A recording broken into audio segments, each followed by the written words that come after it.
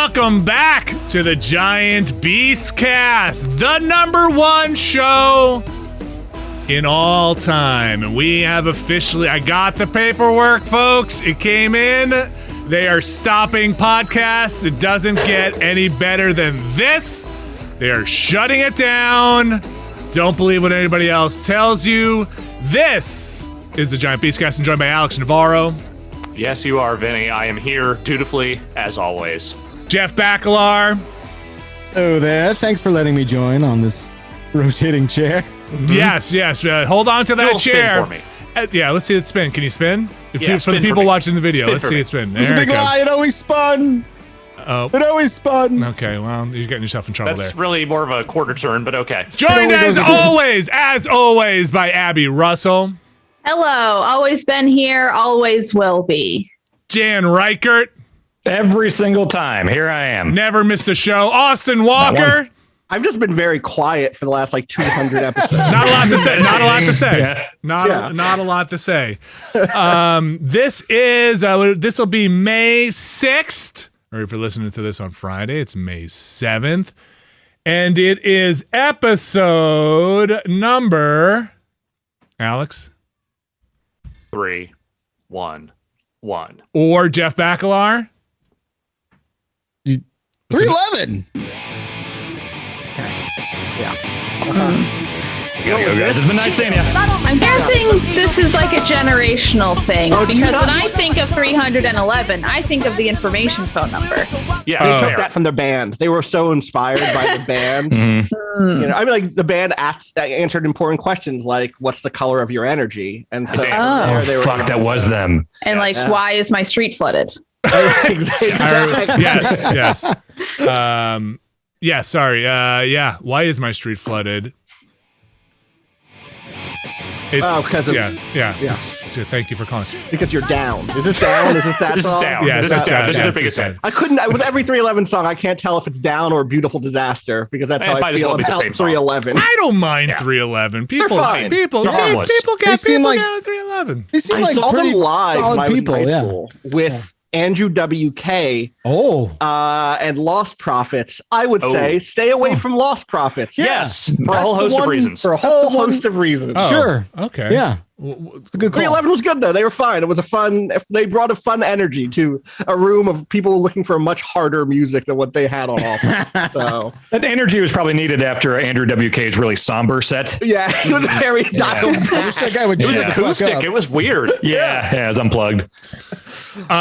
Speaking of unplugging, you may have heard on the internet rumors about the most handsomest boy, and they're all true. It's me. You might have heard rumors that Alex and I are gonna have our last day on Friday, and that this here might be the last Beastcast.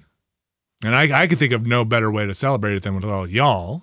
So thank you for showing up. This is the Giant Beastcast. Yes, It might have been better if you could celebrate it with like Sandra Bullock, Nope. George Clooney, Nope. the entire cast 311. of Gravity. Maybe. I have to say, and I think I speak on behalf of Alex and Brad, having talked to them, the outpouring and support has been amazing. Thank you so much from everybody out there. Dan, I was jumped into one of your streams before, and you said very nice things, and you said something about replying to everybody and trying to get back to everybody. Holy cow! That the outpouring has been amazing. If I am not responding to you, I apologize. I do appreciate you getting out there and reaching out to us, but that's a lot. you, Boy, did man. did I pick a great time to start screening the emails? Let me tell you.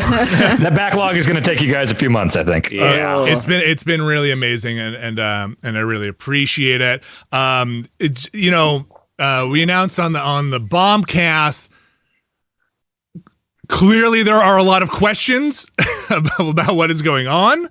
Alex and I and Brad, we're still employees here. We're not getting into details of what is happening or what's going on. My favorite one is the clearly they were on their contract and got their payout. That was very funny. Everybody suddenly has answers, huh, Vinny? Like the second anything happens, everyone it's past like fantasy football and on to like inside betting. It's very funny. Everyone reads so much into everything. Like I was just feeling nostalgic the other night watching some old clips in a Twitter thread, and I found a Beastcast art with a bunch of us in it, and I posted it, and I saw a bunch of people be like, "Oh man, they're starting their own podcast." No, I don't know what they're doing. Well, the contract payout stuff, I think I responded to it. My favorite part, I'm not trying to dig on everybody, but it was funny because you should dig. Because I did say, wait, no, that's not true. And I think I saw one of the comments that was just like, yeah, that's exactly what I would say if I had a contract. This is how QAnon gets started, by the way. Yeah. This is how these things happen. My favorite thread was still the one where people were like, how much does everyone make? And everyone was like, they're millionaires. Yes. I don't need a golden parachute. I'm gonna land in my money. Yeah. So there was no. I don't have a contract, Alex. I don't think you have a contract. I'm pretty sure you do not have a contract that said. Well, you would know, but yes, no, I Alex, don't. you do not have a contract that says stick around this long, you will get paid out. Yes, there's no golden parachute. I am jumping out of the plane. I have no parachute. It is a free fall. And so parasol you're holding. Yeah, I've got a sheet that I hope unfurls, and I've seen it in cartoons, and you float down. No, it's there are no answers that will satisfy at this point. Again, like I said, I'm not going into any details. But there are, over the course of doing this, there are things that you accumulate issues, things happen. There are issues that come up. There are, some you can solve and you get past. Hell, I created some of the issues in the time that I was here.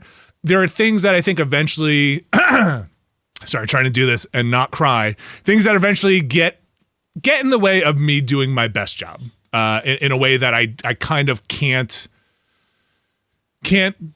solve myself or get around, and I think that's really at the crux of it for me. Is I want to do my best job, and there are things that over the course of time have built up that it's just like I don't think I could do it in this environment, and I want to, and I hope I always have tried to do my best job here, and some of that best time is with the people you are looking at right here, in this crew here.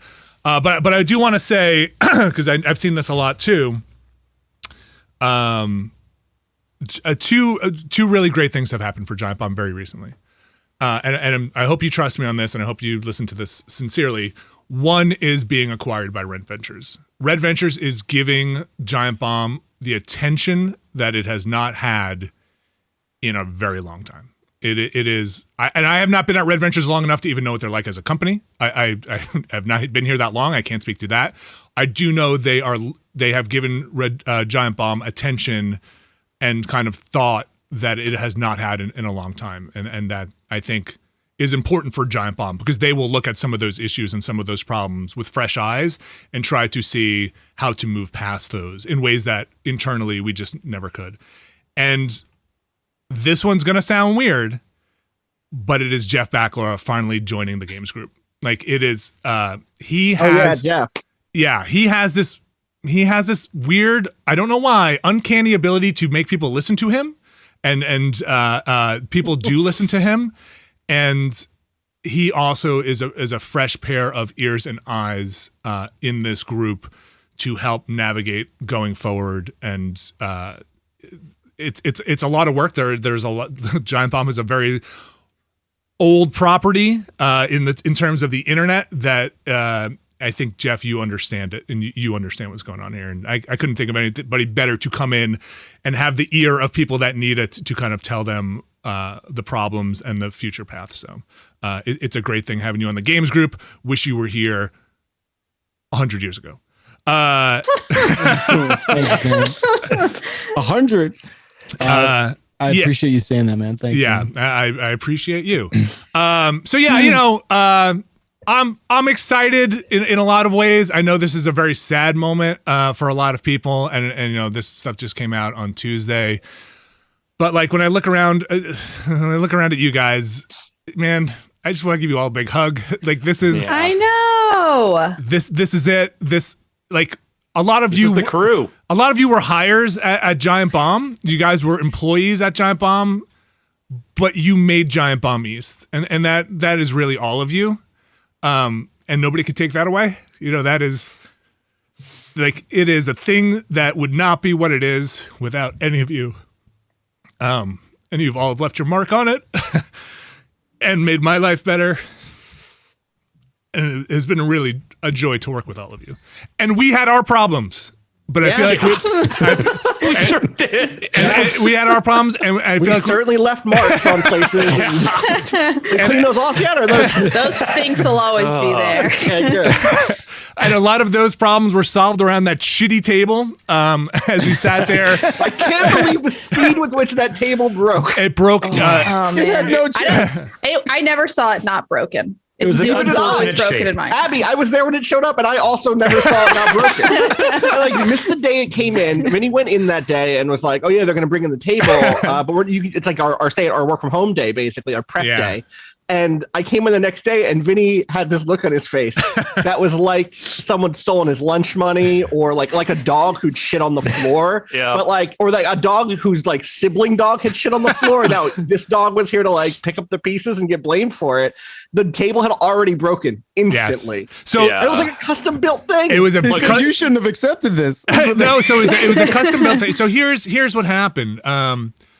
So they brought it in. I want to say it was.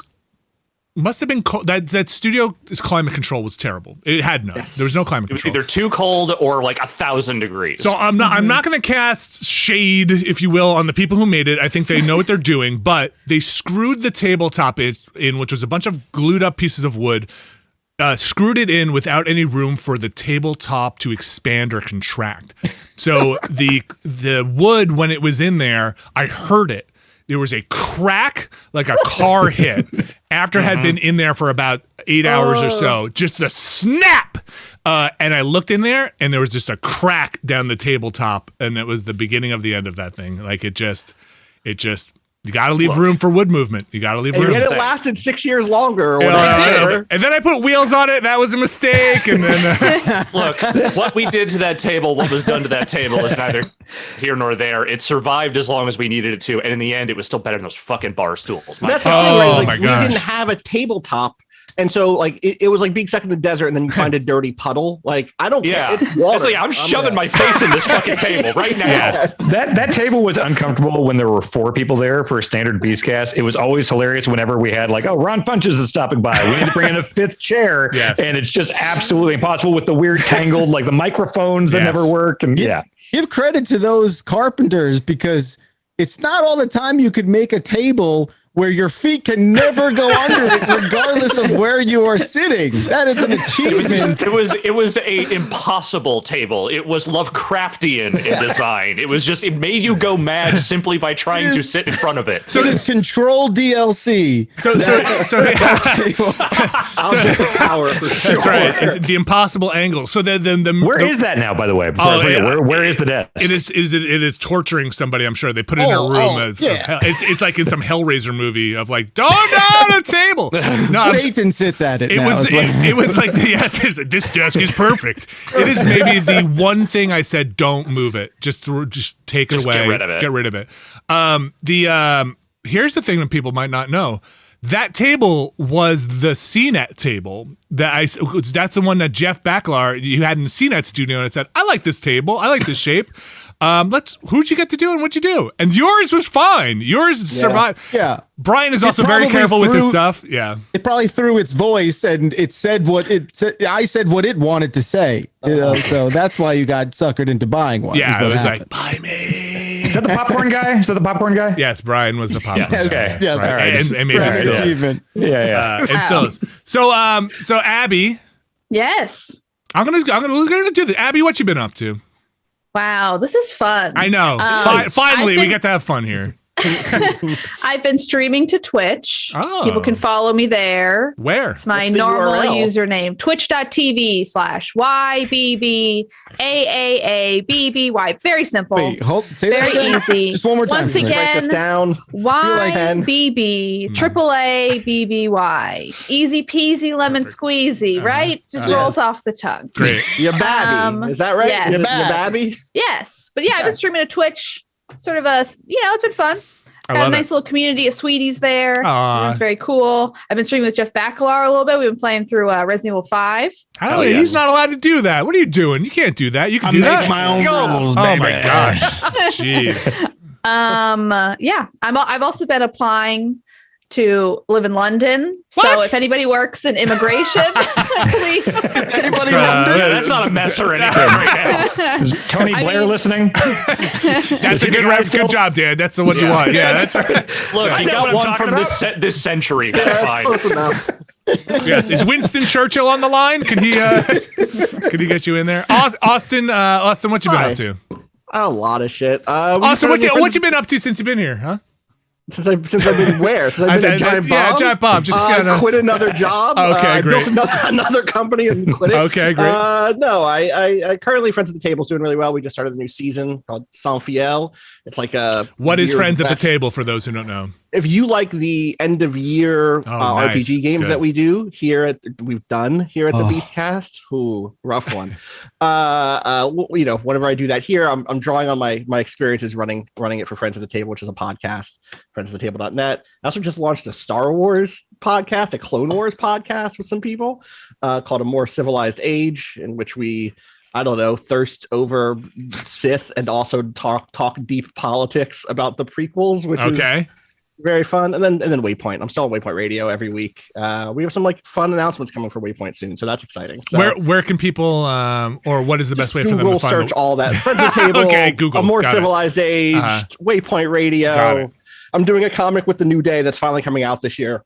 Nice. I've been done it for a year. Me and Evan Narcissus finished writing it like a year and a half ago, but then COVID happened and that slowed everything down. But that's coming out this summer, I believe. So I think it was just in an issue of if you ever worked at a comic store, there's a thing called previews that you get that is kind of like the upcoming stuff. And I got someone messaged me on Twitter that was like, "Oh my God, you're in my previews edition." I was like, "That's sick. That's cool." I kind of want that more than the comic. That feels more like a thing I didn't make is like an advertisement for a thing I made that makes it feel real. So you did all the art and drawing. all the art. Yeah. I did all the I costumed everything. No, I just Uh-huh. wrote it. I just wrote half of it basically. That's fun. So There's no good way to segue now. Dan, how are you doing?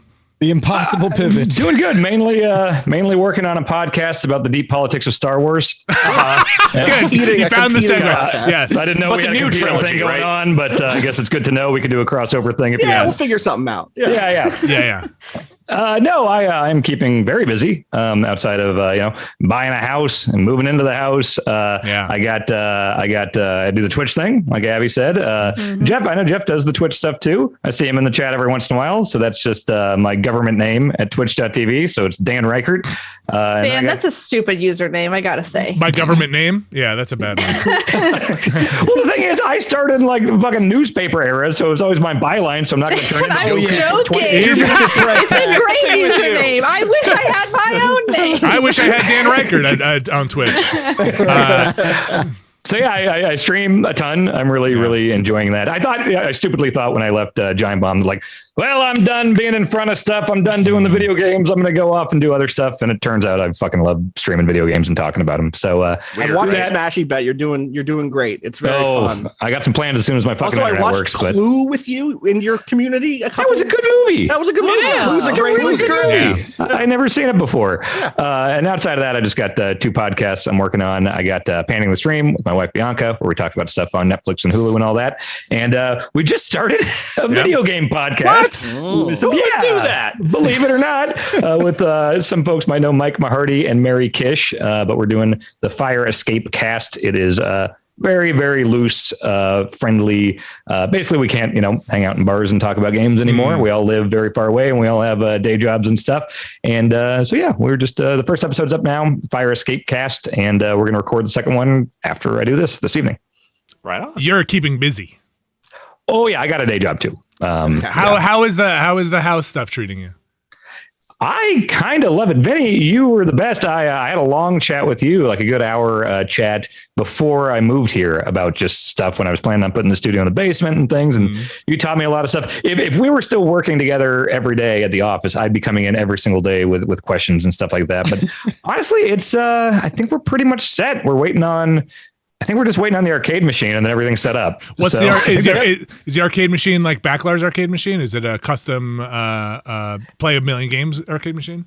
Absolutely. Okay. Yes, that is the plan. Yeah. So Is it going to be haunted like Backlar's pinball machine? I hope so. I hope it's got a weird prosthetic head or whatever yours has in it. Pros and cons. There's pros and cons. Yeah. But outside of that, everything is pretty much set. Gave you guys a tour before, but yeah, I'm loving the homeowner stuff. It's The nice way to just you're selling this is incredible because moments before we started the show, you were literally running around like a chicken with its head cut off about the internet in your place. That's the difference. The house is great. The fucking internet. Anyone who watches my streams knows the saga of the last month. But I think we're getting it figured out. It seems like fires were lit and Comcast sent like 90 vehicles and they like shut the street down and hopefully the internet's You got fine. that stroke, man. That's the kind of stroke you're pulling. That's right. We had to yell at a lot of people. Not yell. In fact, We had to break a lot of knees. Let's clarify right now. I've talked about this before with tech support. I saw people in my chat being like, "Oh, we gotta talk to Comcast." I was like, "Okay, if you want to reach out or tweet, sure. Just be respectful. Don't be a dick. They're people doing their jobs. I used to work tech support right before I started the Game Informer. They're just people working their jobs. Don't be a dick.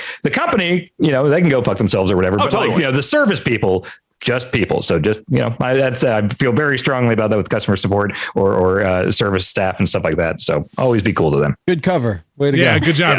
Walk that one back. Metaphorically yell at people. We sent a lot of emails. Nice Look, take emails. a sledgehammer to the CEO. Everyone else, you're cool. Sure. That is an angle I had never really thought about before of like the service provider or somebody who is streaming on the internet getting inundated with their fans being like, you need to fix Dan Reichert's internet and be like, I can't with this. I'm sorry, go to 420. I can't right now. 73,000 calls waiting for me, all telling me some version of the same thing. What do I do? Yeah. But we're getting there. But Good. yeah, it's been a good time. I'm keeping busy. Dan, you posted and just kind of I think the flavor of this show that I wanted to do is just kind of celebrate Giant Bomb East and all things Giant Bomb East. And one of the things I needed to get out there was the Firebolt. Oh my God. Saga. We're doing Oh, this. shit. From and the Shenmue endurance run, for those who maybe not are aware. and, Great endurance run. People slept getting on the endurance excited. run. Please go watch it. Is he going to do it? That was not a bit. That was honest, and I know you don't believe me. I don't believe you. And there is a part after you say 70 other versions of fire where you go Fireball. like you knew what you were doing and you were trying to make me think you were going to say Fireball. That convinces me. But you know what? Are you serious? Here's why I'm genuinely convinced it's the other way, is because someone pointed this out when we were talking about this earlier in the week, but the time Vinny gets it right is literally the 100th guess. And there's no way he could have kept track of that in his hand. That is like too perfect. It has to be coincidence. It has to be. It's my beautiful I also think if he was trying to troll you, he would have said Firebull, which would have been, which is like totally right. That could be the name of a weird thing in a sci-fi movie. He literally says fire boiled. There's no way he said fire boiled before Fireball. Yeah, it's insane. Vinny's Jersey accent. You can't. Yeah, you just can't. It's a Mario thing. Yeah. Totally. That is yes. Easy. Mario. That is. I want to clear the air. That was not a bit. I've never lied to anyone before in my life. That is ever. You would say now, if this was in fact a long running bit, yes. This is the time when you would clear the air. I don't believe it. For the record, I don't believe it. We should do one of those things where what is it? Those latent puzzles where like everybody says a thing and then Austin says like, I've never told a lie. One of us is lying. One of us is exactly. Yeah. Person number 4 says this, but they always lie. The person to Look, my right. let's all do the Larry David suspicious face at Vinny for a second here. Let's just see if maybe he breaks. If we all just kind of look and squint, kind of. I've never seen Curb Your Enthusiasm, but I can't do that without thinking about the time that I came over to do a stream. I don't remember what the games even were, but there was some sort of game where you had to lie, and Abby was the worst liar. That was great. It was faking it. It was faking faking it. Oh, It was faking it. You Yeah. don't have to raise your Danica came hand or do the over also numbers. with- And, yeah. I was so And- excited to be the faker too. It was so funny, and I was like, "What's the faker have on the screen?" Yes. And you just completely broke. That It was was the best. that It's hard was because, like, amazing. when I'm not the faker, I'm like, I do a lot of talking. So when I am the faker, I was like, I don't know. Like, I have no idea. I don't know. No more questions. Yeah, that was Do you find that fantastic. you've gotten better now that like Among Us is such a big thing, and people I think everyone's gotten better at lying Yes. via Among Us. It's in the great that last we're all year. better liars now. That's a good quality. Although I feel like when I play Among Us, I'm too, like, when I'm not lying, it seems like I'm lying. You know what I mean? Yeah, totally. Yeah. Austin, I want to say the Kerbal stuff, that was amazing. Thank you for joining for that.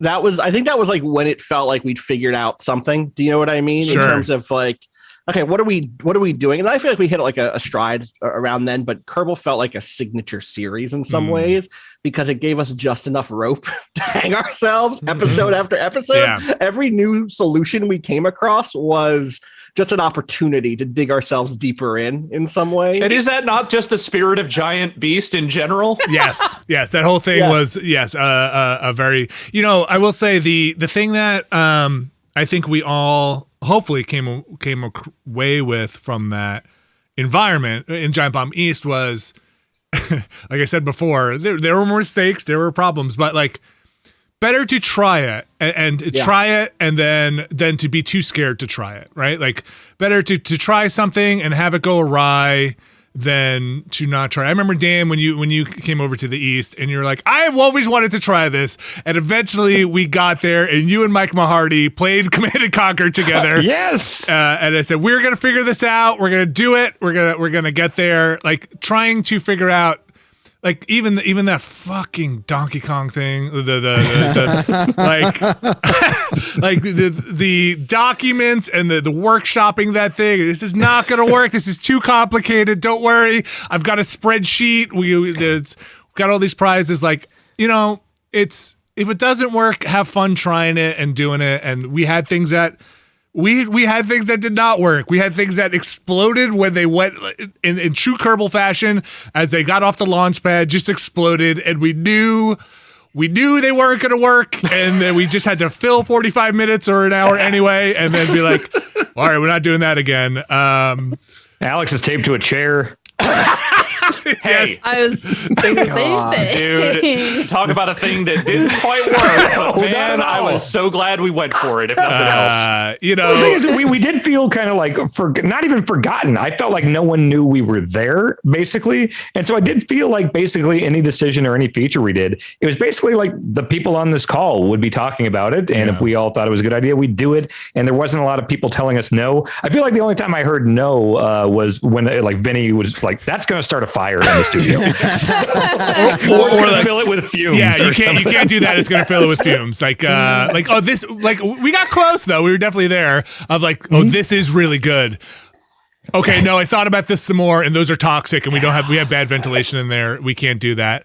We talked a little bit about this on something, but the that studio sucked in a lot of ways, and it really came home to roost during the Extra Life stuff, where we'd all be in there for a while, and there's chicken nugget smell, and there's this, and you'd leave to go to the bathroom for a second, and then you'd come back in and be like, oh God, it stinks in here. Really smacks you in the Right, face drumming there. in there for 24 hours, buddy. Yeah, I don't know how yes. you did it. I don't know how you did those streams. I'm trying to keep that carefully. spirit alive in my spare bedroom Nice. here, basically. It's Yes. pretty stinky in here sometimes.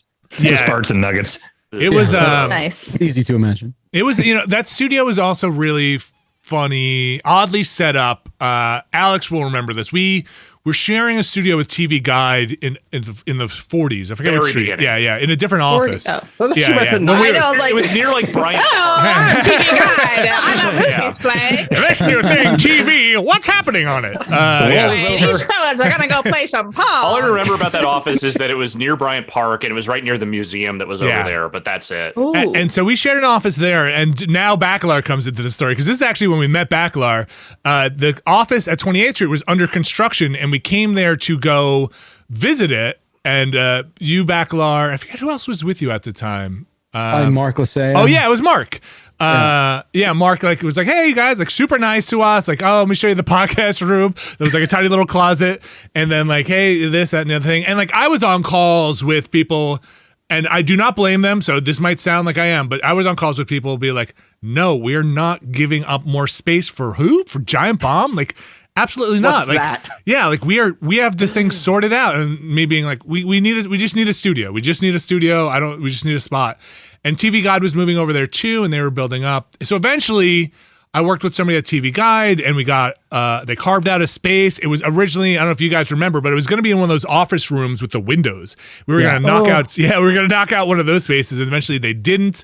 And they made a conference room in half. That's what wound up happening. That conference room next to us. Conference room. Yeah. They made it in half, and half of it was our studio, and half of it was the conference room.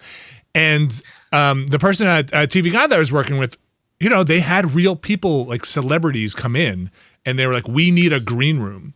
And I was like, do we? We don't. And so that's why that control room was so big. Right. It was because they needed a spot for people to sit and and hang out while the talent was on screen. And that's why that control room was like a third of the size of the entire studio. And eventually, once we moved in and we got everything in there and that place looked like complete shit, TV Guide was like, we could never shoot in here. And then they just left us in there alone. And then we never spoke to them again. And that person wound up leaving the company like a couple of weeks later and was just like, yeah, I'm out. But yeah, that's why that control room was so, and we just filled it up with like shelves and gear because we also didn't have any storage space really, so everything just went into that control room as a storage space, and that studio was small for what we were trying to pull off in there. You could not be stepping on a wire. Yes. Oh yeah. Was going on in there. The floor crunched underneath your feet every time you walked in. Yes. And it wasn't just runts; it was cockroaches and gumballs. It was not a bid at the beginning of every Burgle My Bananas when I was trying to move the shop out of the way. It was not a bid. I didn't even have to play it up. It's just like I can't move this chair. It's also like if you look at sort of related to the table, if you looked at the wall, there's always all the little notches from all the chairs. Yes, you had like half a foot of space in between the table and the wall, so you'd move back a little bit and it's like banging against the wall. I think I bought shoe polish to fill in those things, and I opened it. I was like, this is because it was also no ventilation there. I was like, oh, we can't use any of this. I also bought foam to hang on the walls once, hung one piece, and it stunk in that studio for like 3 days, and I was like, oh, I guess I also can't hang any of this. And that foam just sat on the top of a shelf forever, this purple foam. I remember. I also tried drilling into one of the walls once, and those walls, no kidding, were so thin. I drilled in, and the drill went, it drilled through the half, no, I'm going to say like 1/8 inch drywall, and then went through the wall into the fucking conference room. Yeah. And I just kind of brought it back out, and just a little bit of blood. No, it just went, it was like. When you're going into walls, when you're drilling or hammering, here we go. I've had to do that a few times. Every time I've done it here, I'm always terrified because I think I'm half a second away from when like Blanca electrocutes someone, it's just a skeleton with lightning coming out. Yeah. I assume that's going to happen. How do you know there's not a whole electrical panel right now that's just going to immediately kill you? There's not a light switch or a plug there, dude. So that's a good answer. There's electricity everywhere. But no, not behind every piece of sheetrock. There is not electricity. So the sheetrock in my house? I don't know. No. I don't know. You could have plaster. That's a good question. Yeah, you could have plaster. It depends how old your house is. Do you know how old your house is? Like 60s, I think. Okay, I think that could still be plaster. I doubt it though. Back when you guys were with TV Guide, it's back then. Yeah. So what you want to do? I'm going to give you the serious answer, and then I'll laugh at you later. Yes, please. You want to get a thing called a stud finder. Got it. Bought it. I don't know how to use it. So you depending on how yours is, you rub it against the wall. You turn it on. You move it against the wall, and it's going to show you where the 2x4 is, or the studs in the wall. Where the center is. Is there never electricity in a stud? Not. Okay, no, I can't say that. So usually, and somebody who has more experience, a contractor should be able to answer this better. I've asked him a lot of dumb questions. Okay, so they usually will run and then some. You can even look in the chat and correct me. They'll run the power down the side of a stud, and it'll be strapped to the side of a stud, but usually above an outlet, and then they will run it horizontally lower, like at your knee level or so that you don't do that. And Have the wall space. Right. yeah, so Dan was telling me the other day he wanted to hang all of his paintings at knee level. Is that going to be a problem? So if it's to code, which it should be, if it's to code and it should be, they should also put a metal plate over each stud where the electrical Is it wire- visible? No, it would be Not behind. It through would be walls. behind the wall. There's like a metal plate so that you know when you're drilling in. If you hit like a little metal plate, I can show you one. I don't have it next to me. I but feel like I would keep forcing it if I hit it. don't. Okay. Yeah. You Just, know, just put everything down. Just don't. You know what? Just put it down. I'm so glad this would not have been a real Beastcast with Dan if there was at least one bit where we had to explain I a love thing how to him. he's like, I asked the contractor a whole bunch of dumb questions, and here's the one I didn't ask him. Yeah. So, but my that, question about well water and septic systems were something, but I don't want to. So that's what should happen. You'd hit a metal plate. If you're ever hitting something with a drill in your house and it's stuck and it can't go through, as long as you're using the right drill bit at the right torque and the right speed, you should stop. It means you're hitting something that you shouldn't be going through. It could be the outside of your house if you're hitting like masonry, like you've gone through the wall. If you're doing an exterior wall, heads up, you might hit insulation, so that wouldn't stop the drill, but suddenly fuzz might start coming out of the wall. Yeah. Oh, geez. and And that'll that's not cotton candy, Dan. yeah, that'll So be I on- can go to the exterior and knock something out, and then the whole boom blocks level, and then everything's just fucked. Yeah, that's what would happen. Yeah, so you can, if you had a long enough bit, depending on how your house is built, I assume it's built to code, and some Yahoo didn't just like put it up. That there's stuff to try and prevent you from electrocuting yourself, and that usually in the basement it might be a little different. They raise up the electrical lines and walls if water is so if water floods your basement, everything doesn't short out. Those could be a little higher, but as far as I no, the electrical lines usually run across a little bit lower than you'd ever hang something for that reason. Same thing with, I think plumbing might run higher, but somebody'd have to. So it's either higher or lower and not where you'd hang pictures usually. And they should, if it is, they'd put a little metal plate that tacks into the 2x4 to try and stop it. So Got that, I Dan? would not be too worried about it. If you really want to be safe, Don't do anything. don't do anything. I have 1,000 questions, but I don't want to turn this into the Dan House hour. So I will Vinny, go a on the floor. There you go. Yahoo might not have built that house, but let me tell you, a Yahoo fucking bought it. Hey Okay. now, Jeff, we're having a good time here. Yeah. So I don't know listen, I'll talk about that all day. Let's just go drill into your walls.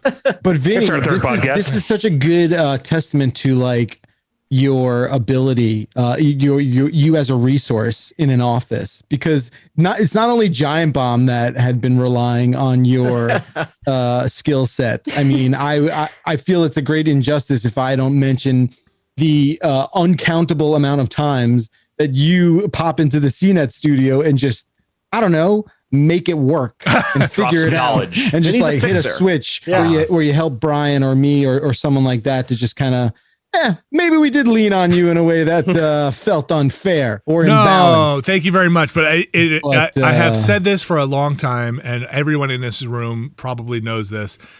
There is nothing quite as complicated as trying to capture a video game. Like it is, it is one of those weird things that's like most of the greatest technology that has been for video streaming and capture has come across for porn or video games. And like, Yes. What? yeah, like, Those like Those are the two texts. those are the two texts, like compressing down video pornography to be easily accessible so anybody can get it because that's what everybody wants. Yeah, all this Or- streaming stuff Yeah. is porn. Porn Yeah. figured all this shit out. And we're Oh, just why on would the you back want of it. animated thumbnails when you roll over them? Porn. It's Well, porn. Yeah. It's porn. the two pillars of Wow. innovation. Yeah. We have Just so much games to and be horny, thankful you know. for. We So do. much. And then, all the video game stuff of like, why does anybody need under like a millisecond of latency? Because I'm streaming a video game and somebody else needs to see it. Like all of this stuff. And so like, when I'd go into stuff like CNET, in the CNET studio, beautiful studio. Brian keeps an immaculate studio. It is like, and you have to explain something that's like, oh no, well, this console has HDCP on it, and that'll block the signal from coming out because they don't want people to steal Blu-rays But why is it on for the video games? Oh, don't worry. Hey, here's this $5 thing you buy on Amazon that splits the signal but then strips it out. So don't worry. Here's how you do it. Or, oh, no, you're going to get sync issues. Or like even, Brian knew this, but it's one of those things you don't think about of like, hey, no, you got to give back a lot of the signal before it goes into your system because otherwise he'll have a second of delay when he's playing the game. Like that stuff. Right. Or like, even hearing the game back, like you cannot have any delay. It's really weird. And there was some stuff that was just like an ongoing mystery. Like Wii U games for us always produce this weird sound, like it clipped, the audio would clip. I actually just found out, shout outs to my friends at Run Button, Keith and Kylie. They just realized they were trying to capture some Wii U game. And they're like, oh, if we run the audio through component cables, it gets around that. Weird. And we spent a year trying to do Wii U quick looks and being like, we should just not do Wii U quick looks anymore because they always sound terrible. So yeah, it's like it blows out of the digital out of the thing, and it's immediately clipping when you get outside of it. And it's Nintendo consoles kind of in general, digital Nintendo. I don't know if they're mastered too loud or something like that, to where we eventually converted everything to analog. I had a device that then sucked 20 decibels out of it to then feed it back into. Yeah, it's weird. Capturing video game stuff is weird. And then on the flip side of that, anybody could do it. Like that's the thing. It's like we could all probably reach and touch a device in front of us that is about capturing a console or streaming in some way. Just turn on a PS4 and then just stream out. It's like in a lot of ways. Fifth one now, Vinny. What? Say what? They're on the they made a fifth PlayStation. Oh, what games are out for it? Nothing. Oh, Demon Souls. There it goes. Returnal's really good. Yes, Returnal's good. I really like Returnal. Demon Souls is super good. Demon Souls is good. Great. I'm joking, but yes, very good. Yeah, Miles Morales. Miles Morales also pretty good. Fun. Pretty good. I do really like Watch Returnal. Dogs. I could play as an old lady in Watch Dogs. I loved her. But does that have an actual PS5 version, or is that just the PS4 version with like some? No one knows. I only played it on the PS5, so as far as I know, it's a PS5 version. But I only played as old people. It was fun. Nice. That's my dream. Yeah. As a very young person, I can't even imagine what that's like. Finally, a game for me. So the streaming stuff in that studio, aside from the technical stuff, the other stuff that we've talked a lot about is everybody could hear Abby scream every time. Halloween time. Yes. There's a lot of weird looks of like, I mean, there was so much hollering coming out of that studio in general, but come October, boy. A real proud moment for me is when Jeff was doing his 404 podcast. There was a couple episodes where you could hear me screaming like in the background of it. That's pretty good. Thinking back, I know there were several times that Alex was so befuddled that he laid on the floor, and now I'm kind of surprised how he found the space for it. I think there was really only one time I laid on the floor, and I don't remember what it was, but it was something you did, Dan. I know that. You said something. You must be mistaken, yes, I think. I remember that. It was during a show. It brought you to being fully horizontal. Yes. I have a picture of you on my phone on the floor. Most of the time, I would just bang my head on the desk, but that time really did it to me. There's so many. You're right, with the weird like travel issues with the sound. Remember how it would go into one room, but not the Eugene would always hear it. The sound would go into the adjacent podcast room better than the sound would from that podcast room come back into the giant. Inexplicably. Could never figure what was that? So there was also a weird thing that again, like I said, that room was split in a lot of ways during the construction that it wasn't planned for. So there was a trunk line for the AC that literally had a piece of sheetrock down the middle of it that split that air conditioning line, the climate control line in half. So the sound would just go in the vent and then basically resonate and come out the vent on the other side in weird ways. So we never ever saw this, stuffed fucking baffling over the vent, which also didn't help our climate control, I'm sure. But also that thing never worked. The amount of time somebody had to come in there and be like, "There's just no air coming out of there," and hasn't been for a while. And I need to say with all of my heart, like Jamie Miranda and the facilities team there were top notch, and they really did help. Jamie Miranda went down and made sure during the Extra Life drumming stuff and said. Oh, you do what you need to do. I'll buy you a fan. He literally bought me a fan. Yeah. Don't worry if anybody complains. Like, you do it. spent thousands of not out of Jamie's pocket, thousands of dollars to make, because anytime somebody was in there on the weekend, somebody else had to be from facilities there on overtime to be in the building and manning to run the it. HVAC. Yeah. So spent was cool with it. It was great. There was really some stand up people. That speaks to one of the things that you said this on the Bombcast this week, but like there are so many behind the scenes people who make stuff work. Not just at Giant Bomb, not just the games group, but anytime you're in an office like that, there are so many people who are making that office function.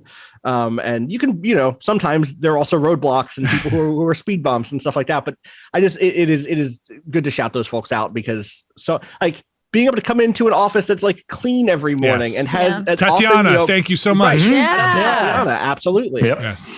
Eugene gets shout out a lot, but Eugene rules. Gary, who is super nice, would always be there.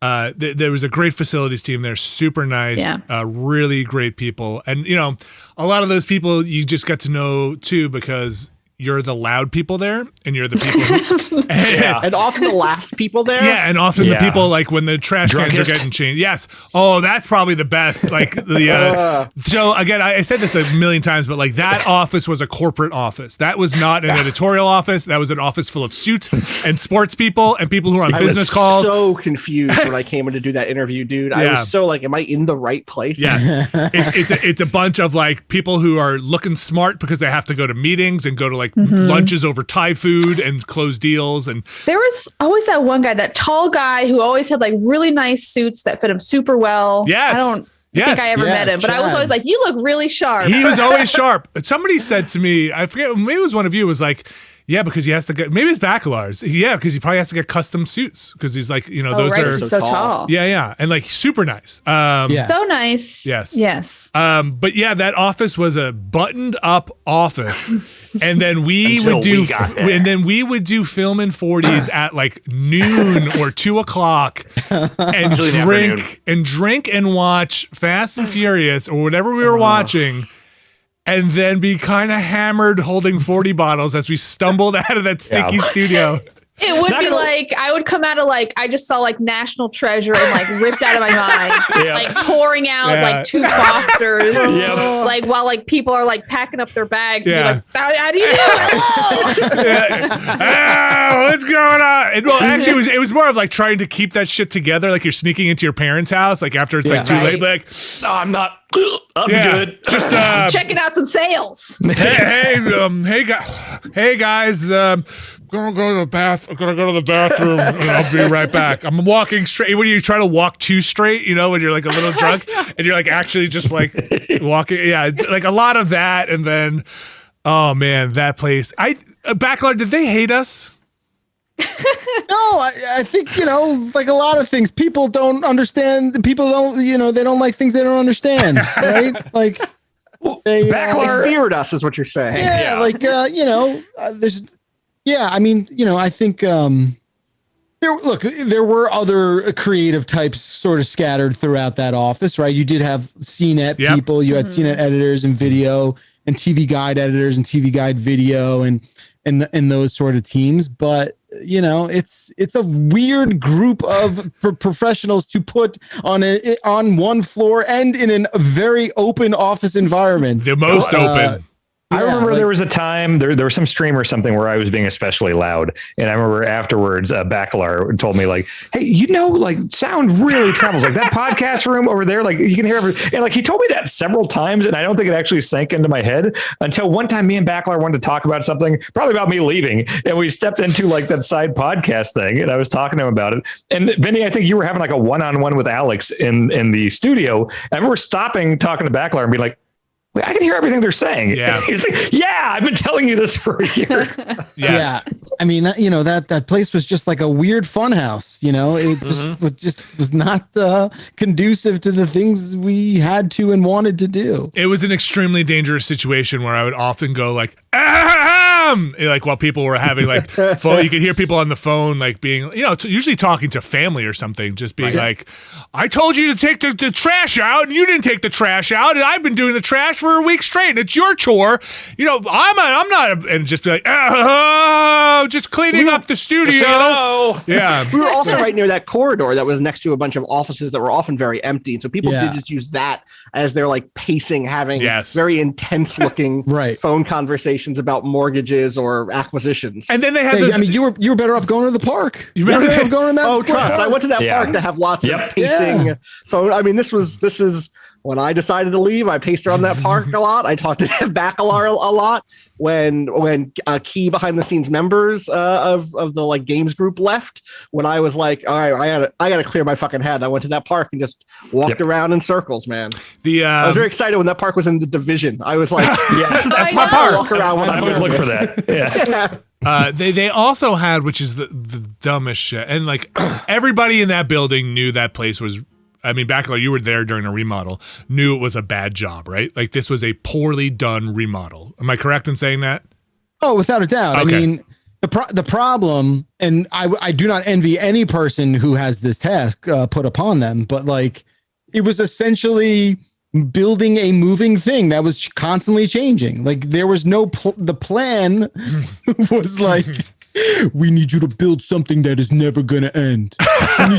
We need you to build a thing that will have no final shape and no finality in any way, shape. Like it's impossible. And it kept like, remember the office situation, the studio situation is the prime example of it. Cause like how many times did those blueprints change where like all the Post-its and all the you're like, I don't even know what this thing looks like anymore. Like that was the thing. It was a very difficult thing to do. What I remember. People in offices probably have these too. Sometimes they call them like they're like little glass rooms sometimes that you can go in, little meeting, like single person booth rooms. Phone rooms. Little phone rooms.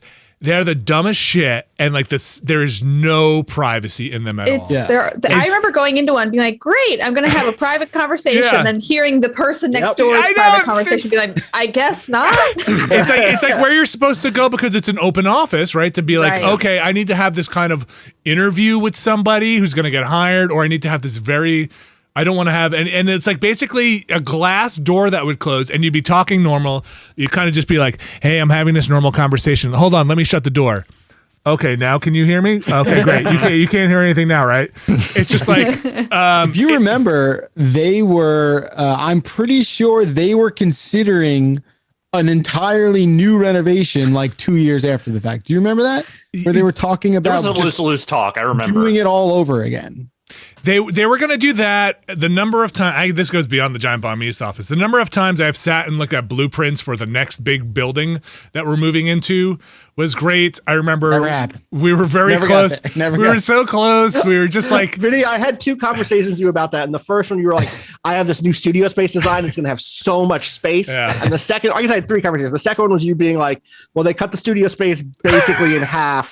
It's like about as big as the one we have now. And the third one was like, we're not moving. I don't think we're moving. I think we're staying in the studio. And that continued to happen in ways that, listen, like anybody in production, I defend anybody in production who is trying to grab as much space for their team as possible. That's what you're supposed to do. You're supposed to be like, well, this is why we need the most space. Well, what do? Stuff.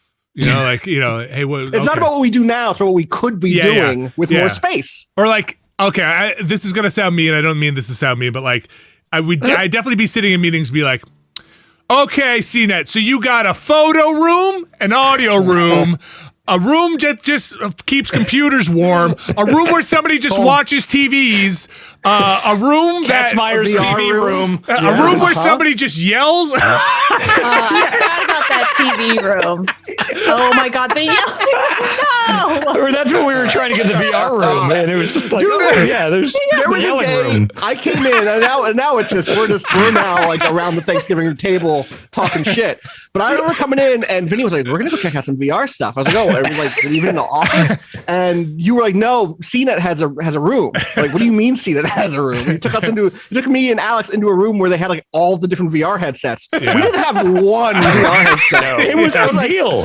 We don't even. We do video Yeah, games. yeah. seemed That's what we uninhabited. do. It Yeah. seemed totally uninhabited. It's like it had a nice TV. Everything was hooked up to it. All the VR stuff was there. It had enough space. It's like, who the fuck's using this?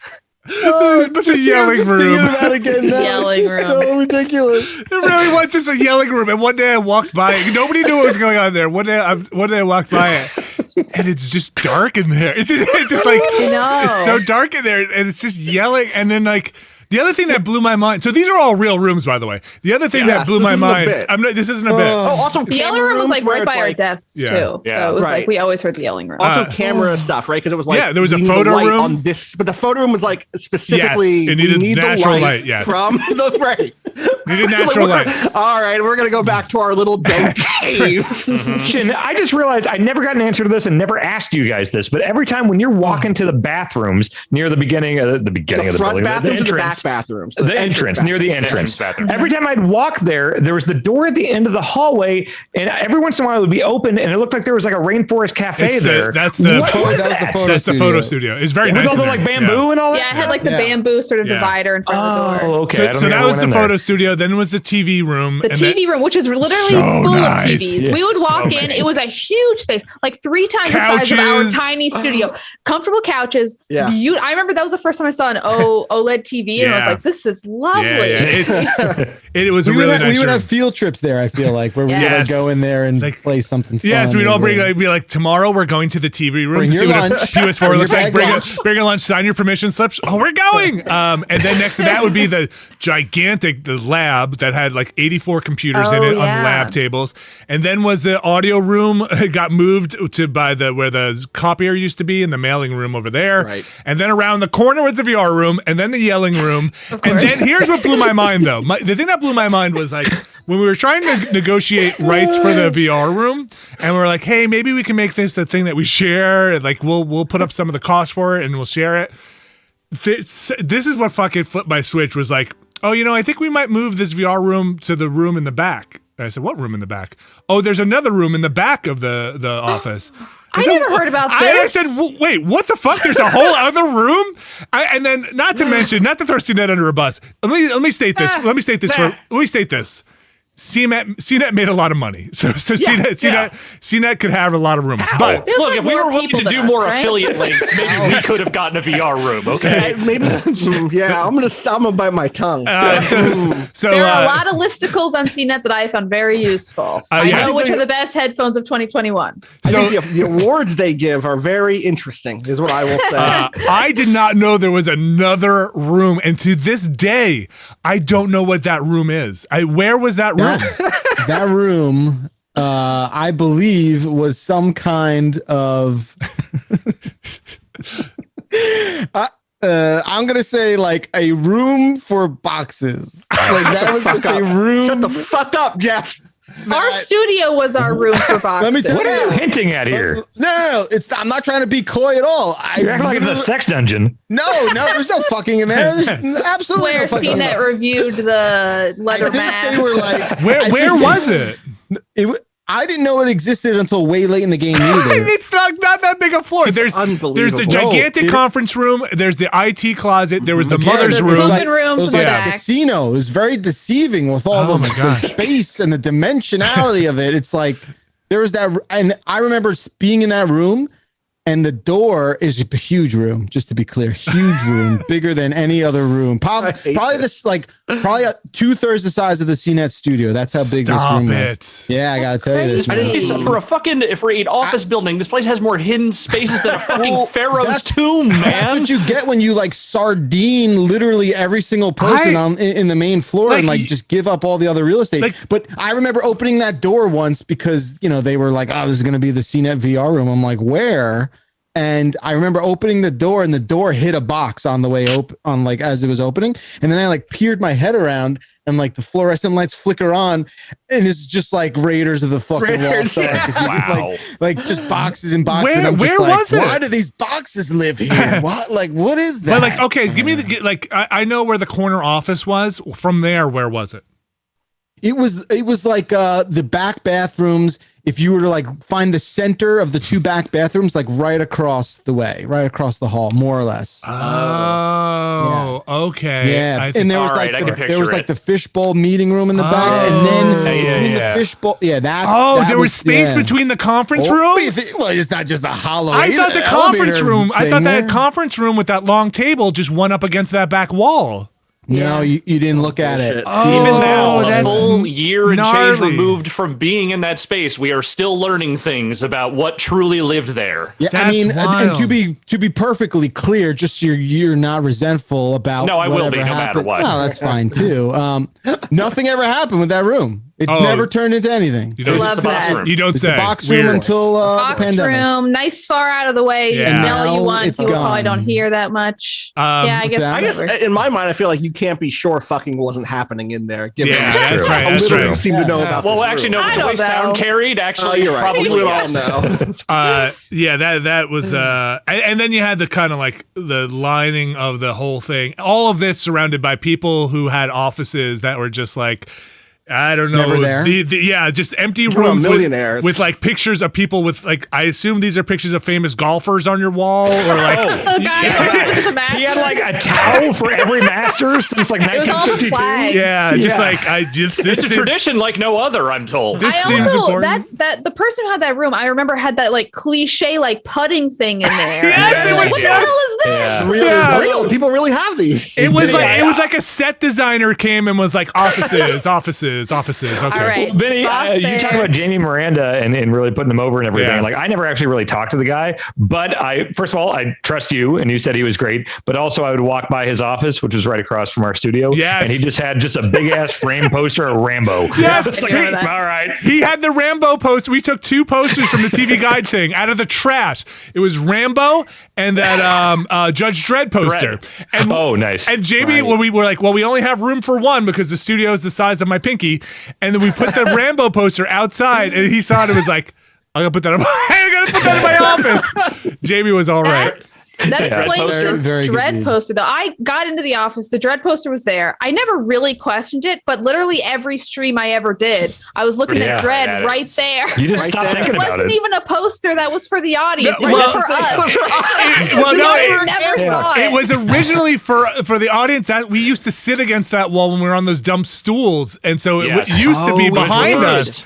And then we just never took it down when we switched sides. We just Well, let that. the good news is that Dread poster now lives on my hallway wall. Yes. It'll be immortalized How forever. fun. Can I come Awesome. cat sit so I can also check Yes. out the Dread poster? You Okay, must be good. so happy I now. should have been a Alex. cat sitter. We do have to take an ad I do have to break take a here. break. I was about to ask Yeah. that. Good Oh, I can job. pee? Yes. Yes. Well, you're Oh, taking- I'll go You gotta let him pee during the I'm break. proud Great. you made it this far, Dan. That's Oh, great. bye, Dan. Wait, Anytime. okay. Jesus Here we Christ, That's a go. perfect Dan's Dan gone. moment. Just like the old days. Here we go. We're going to be back in a couple of minutes, folks. Stick around. Thanks for listening. We play the break music. Ooh, that's super. Wow. Ah, okay. All right, I'm also gonna run to the bathroom.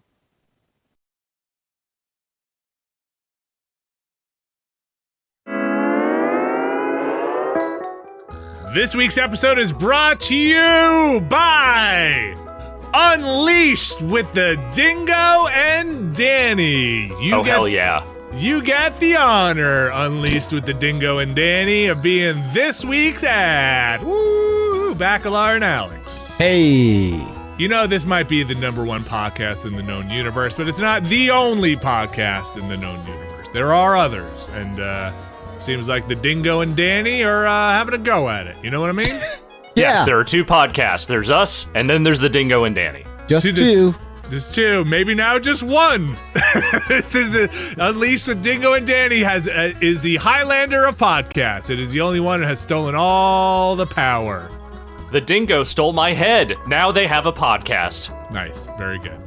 What is Unleashed with the Dingo and Danny? Well, first of all, it's fueled by Monster Energy. So they just put that in the podcast?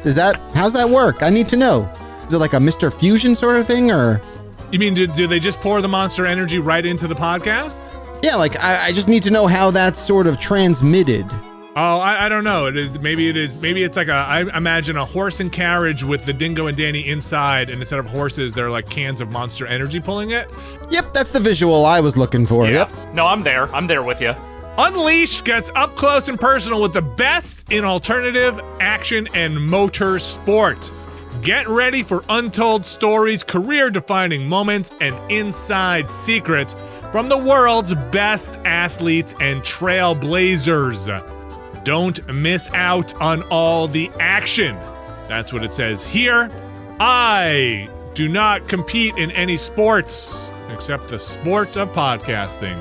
So I am The sport of kings. That's a sentence no one's ever said before. But that's why this makes this interesting. If you want to hear about people who are going out there and doing some of that physical activity and have the untold stories, not just the told ones, then it sounds like Unleashed with the Dingo and Danny might be in your real house. Your rear house. That too. Yeah.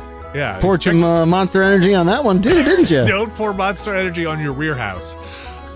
New episodes drop every 2 weeks on Mondays. Listen wherever you get your podcasts or watch on Monster Energy's YouTube.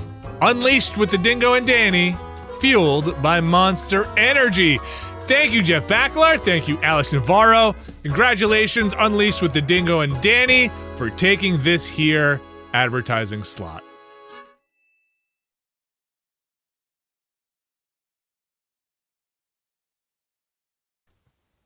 And we are back. Hello. Hi. Hello. Hey. Hello.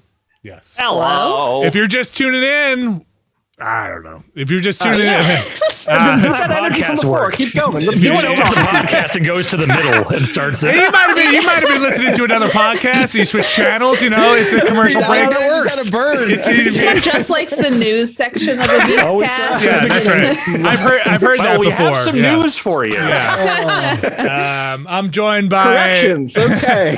Abby Russell, Dan Reichert, Austin Walker, Jeff Backler, of course, Alex Navarro. I'm Vinny Carabella. You're listening to the Giant Beastcast. And this is it, folks.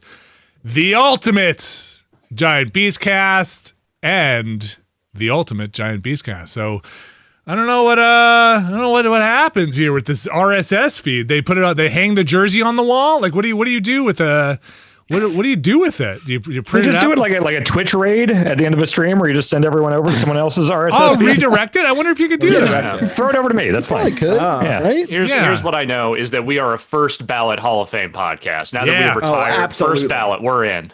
Yeah, we are. I'd say we make the we're the initial Hall of Fame thing. We make the Hall of Fame, and then people give awards that are based on the Giant Beastcast Award. The Beastcast Memorial Award. Yeah. I regret to inform you though, the Hall of Fame is also in Cleveland, so we have to go to Cleveland. Okay, I'll take it. Just be like Stanley Cup, Think about like the Rock and Roll Hall of Fame, or it's all the same. Beastcast home run. Beastcast. Backler's not talking, so it's probably not hockey.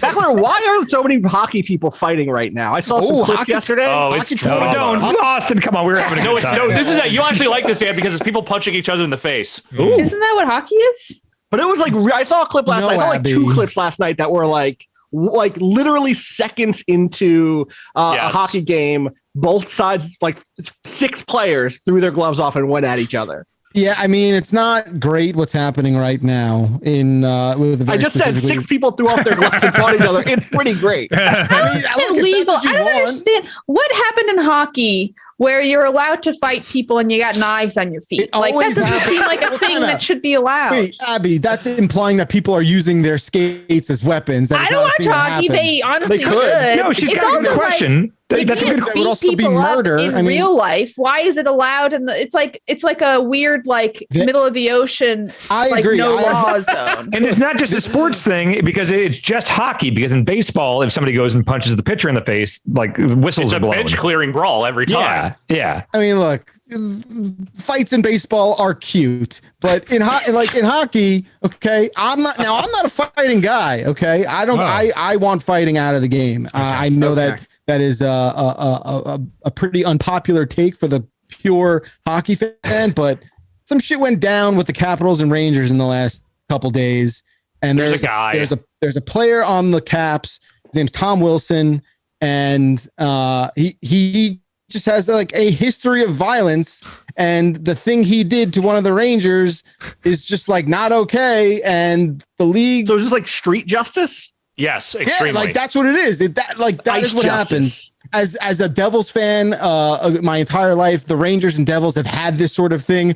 No one in the way of like Tom Wilson just being like basically like a hockey criminal. I mean, like he might be the worst person in sports. Jeez, that's saying a lot. Pretty low bar. As far as his sporting behavior, I'm not talking about like what he does off the ice. I'm talking about as far as how he behaves in his sport. He is a huge piece of shit. This is a situation where he's a gigantic douchebag. This guy plays hockey like there aren't cameras. Like he plays like no one else sees what the awful shit that he can do.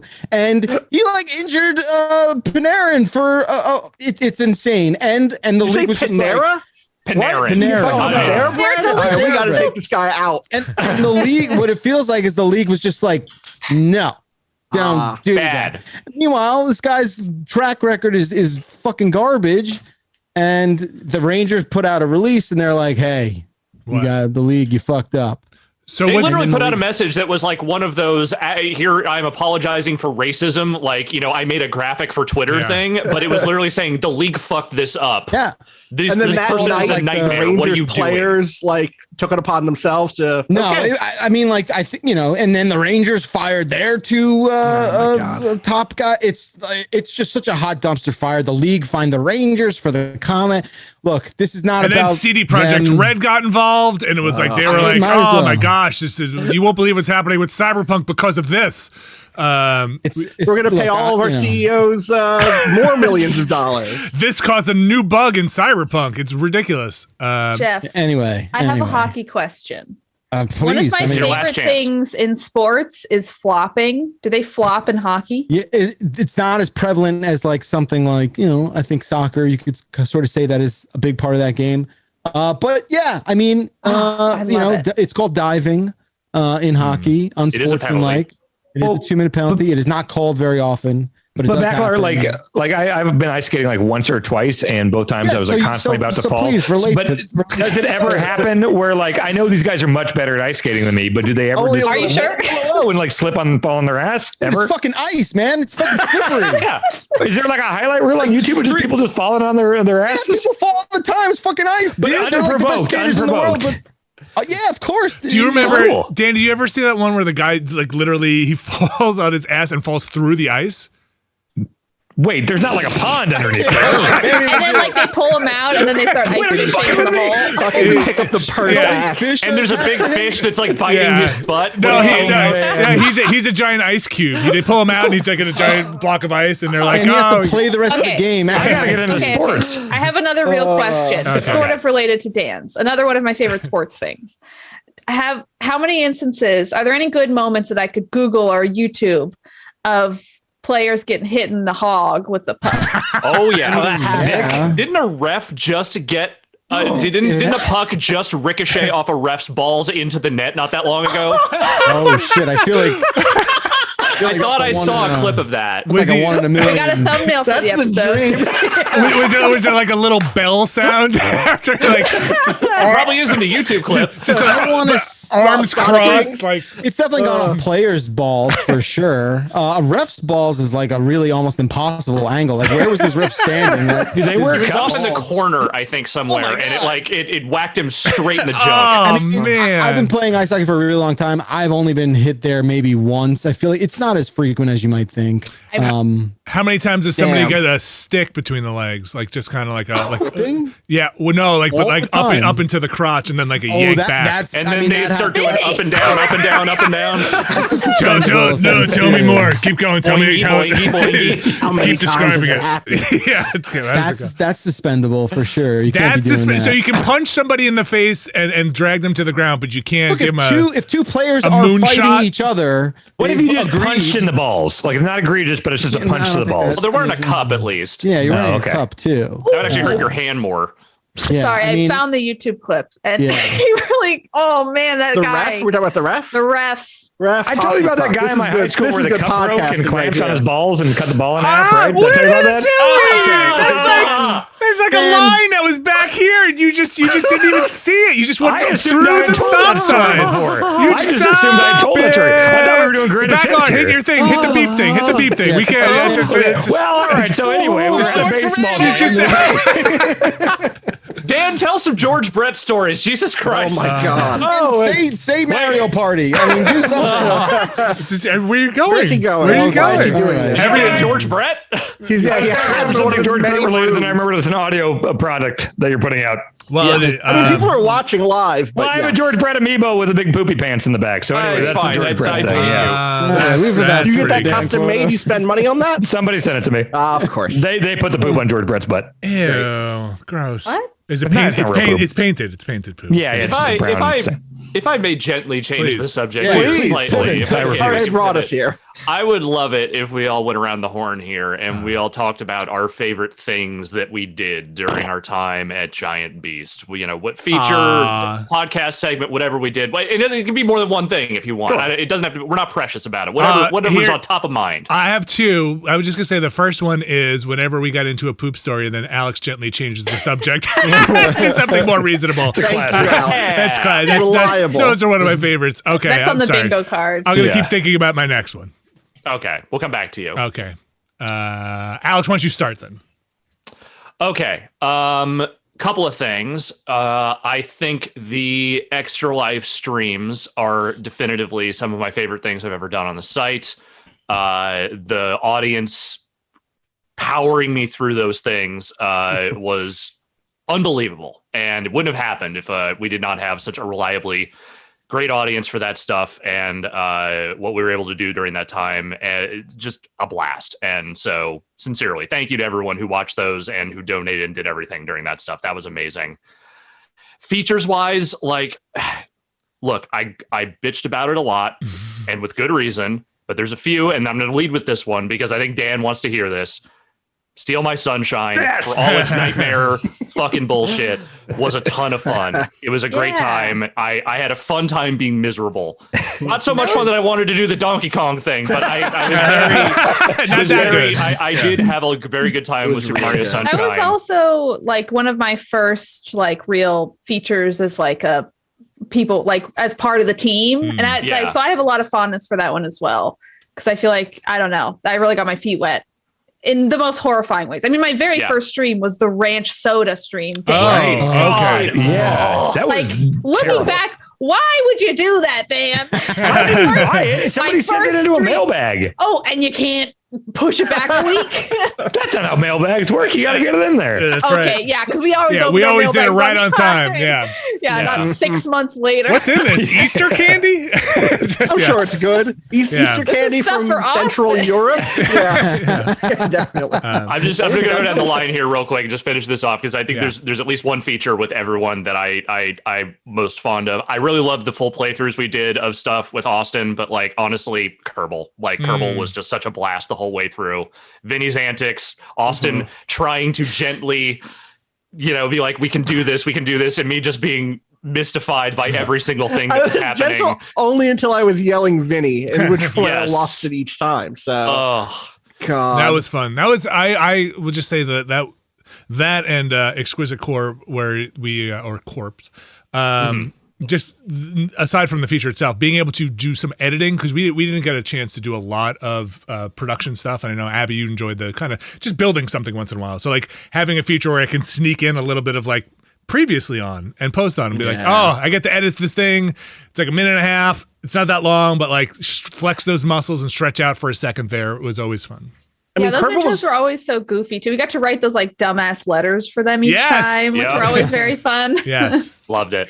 Kerbal was going to be more edited originally in ways, right? And then we ended up backing off of that because the audience wants to see how the sausage is made. Yeah, there's still some editing, but much less. I thought they would not want to see the sausage, but apparently they want the all of the sausage. Yeah, I don't know. Uh-huh.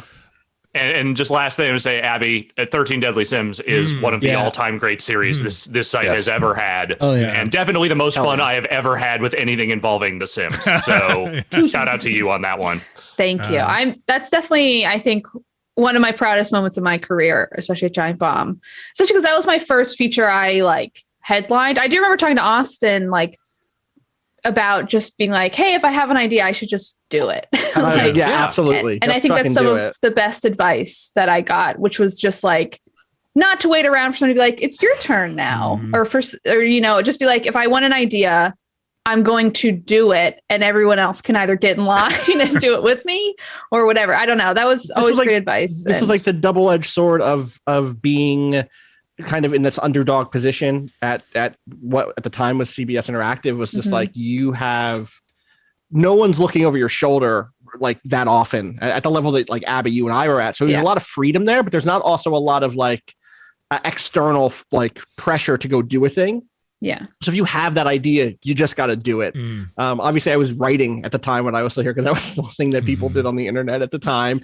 And like I was like, I'm going to start a column. Why not? Why don't I just start a column? And like it doesn't matter if people read it or not, but like I have to just do it. And then I think we carried that in. And part of that, I actually wonder if the studio being so much of a pain in the ass was part of why we ended up developing so many show ideas. Was we want to use that space there's not like we're not hanging out in that room and turning on a camera. We're gonna fucking do a thing, and we're gonna do it, and then we're gonna get out, and that's gonna be not that we didn't go long sometimes, but like I think it's why we ended up with Kerbal and with 13 Deadly Sims and with so many of these ideas that were like very shaped in a way that maybe a lot of not that there weren't shows on Giant Bomb before, but I feel like GBE was like boom, show, high concept shit.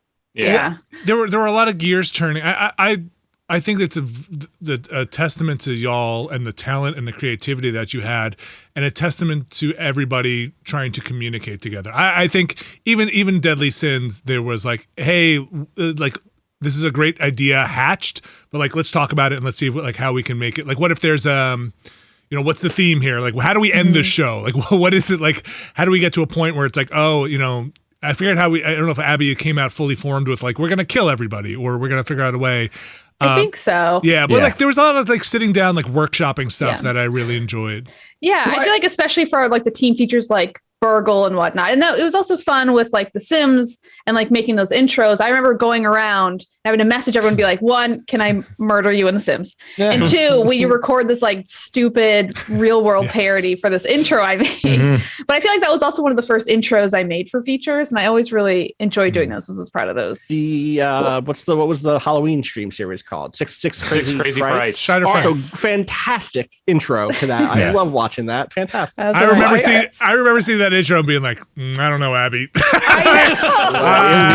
Recording it, you're like, I guess we'll do this. I guess you want to put your name on that, that's fine. The thing is, like, we stopped doing, I wasn't even there at that point, but Giant Bomb stopped doing the Game of the Year skit stuff, and some of that energy found its way into goofy intros, into things even, not only at 13 Deadly Sims and 6 Crazy Frights, but also things like Burgle My Bananas. That style of just like, let's just do something wacky and take it dead serious and like pretend like everyone's in on it is the energy I love to watch as a fan of what y'all were doing after I left. Yeah, and anytime we could get that, because like I remember for Game of the Year, we had like really kind of highfalutin ideas about like, what if we just got an Airbnb that the entire staff could be in, and we just do a straight up like real world thing, and we're all just like all of the things, like bring back the skits and everything, but there's like a whole reality show around the Game of the Year wrapping and stuff. So anything that kind of evoked that feeling, I thought was great. And going back to 13 Deadly Sims, Abby, your perspective with like you coming in and like we didn't know the Sims at all. Like nobody that was currently at Giant Bomb East knew that. Prime. And so I remember talking to you about that feature.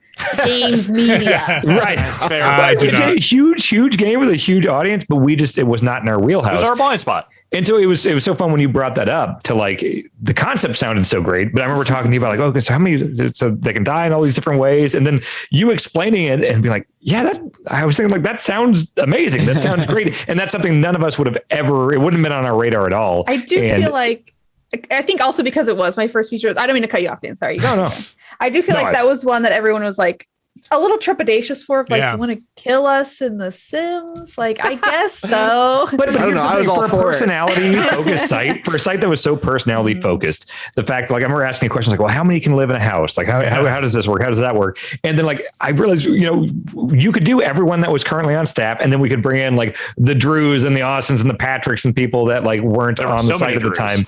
And it's like, this is a genius idea. It was genius. It was pulled off perfectly. Yeah. Like, that's one of my favorites for sure. Thank you. I'm really proud of that one. I really like that one a lot. It was so fun doing it too.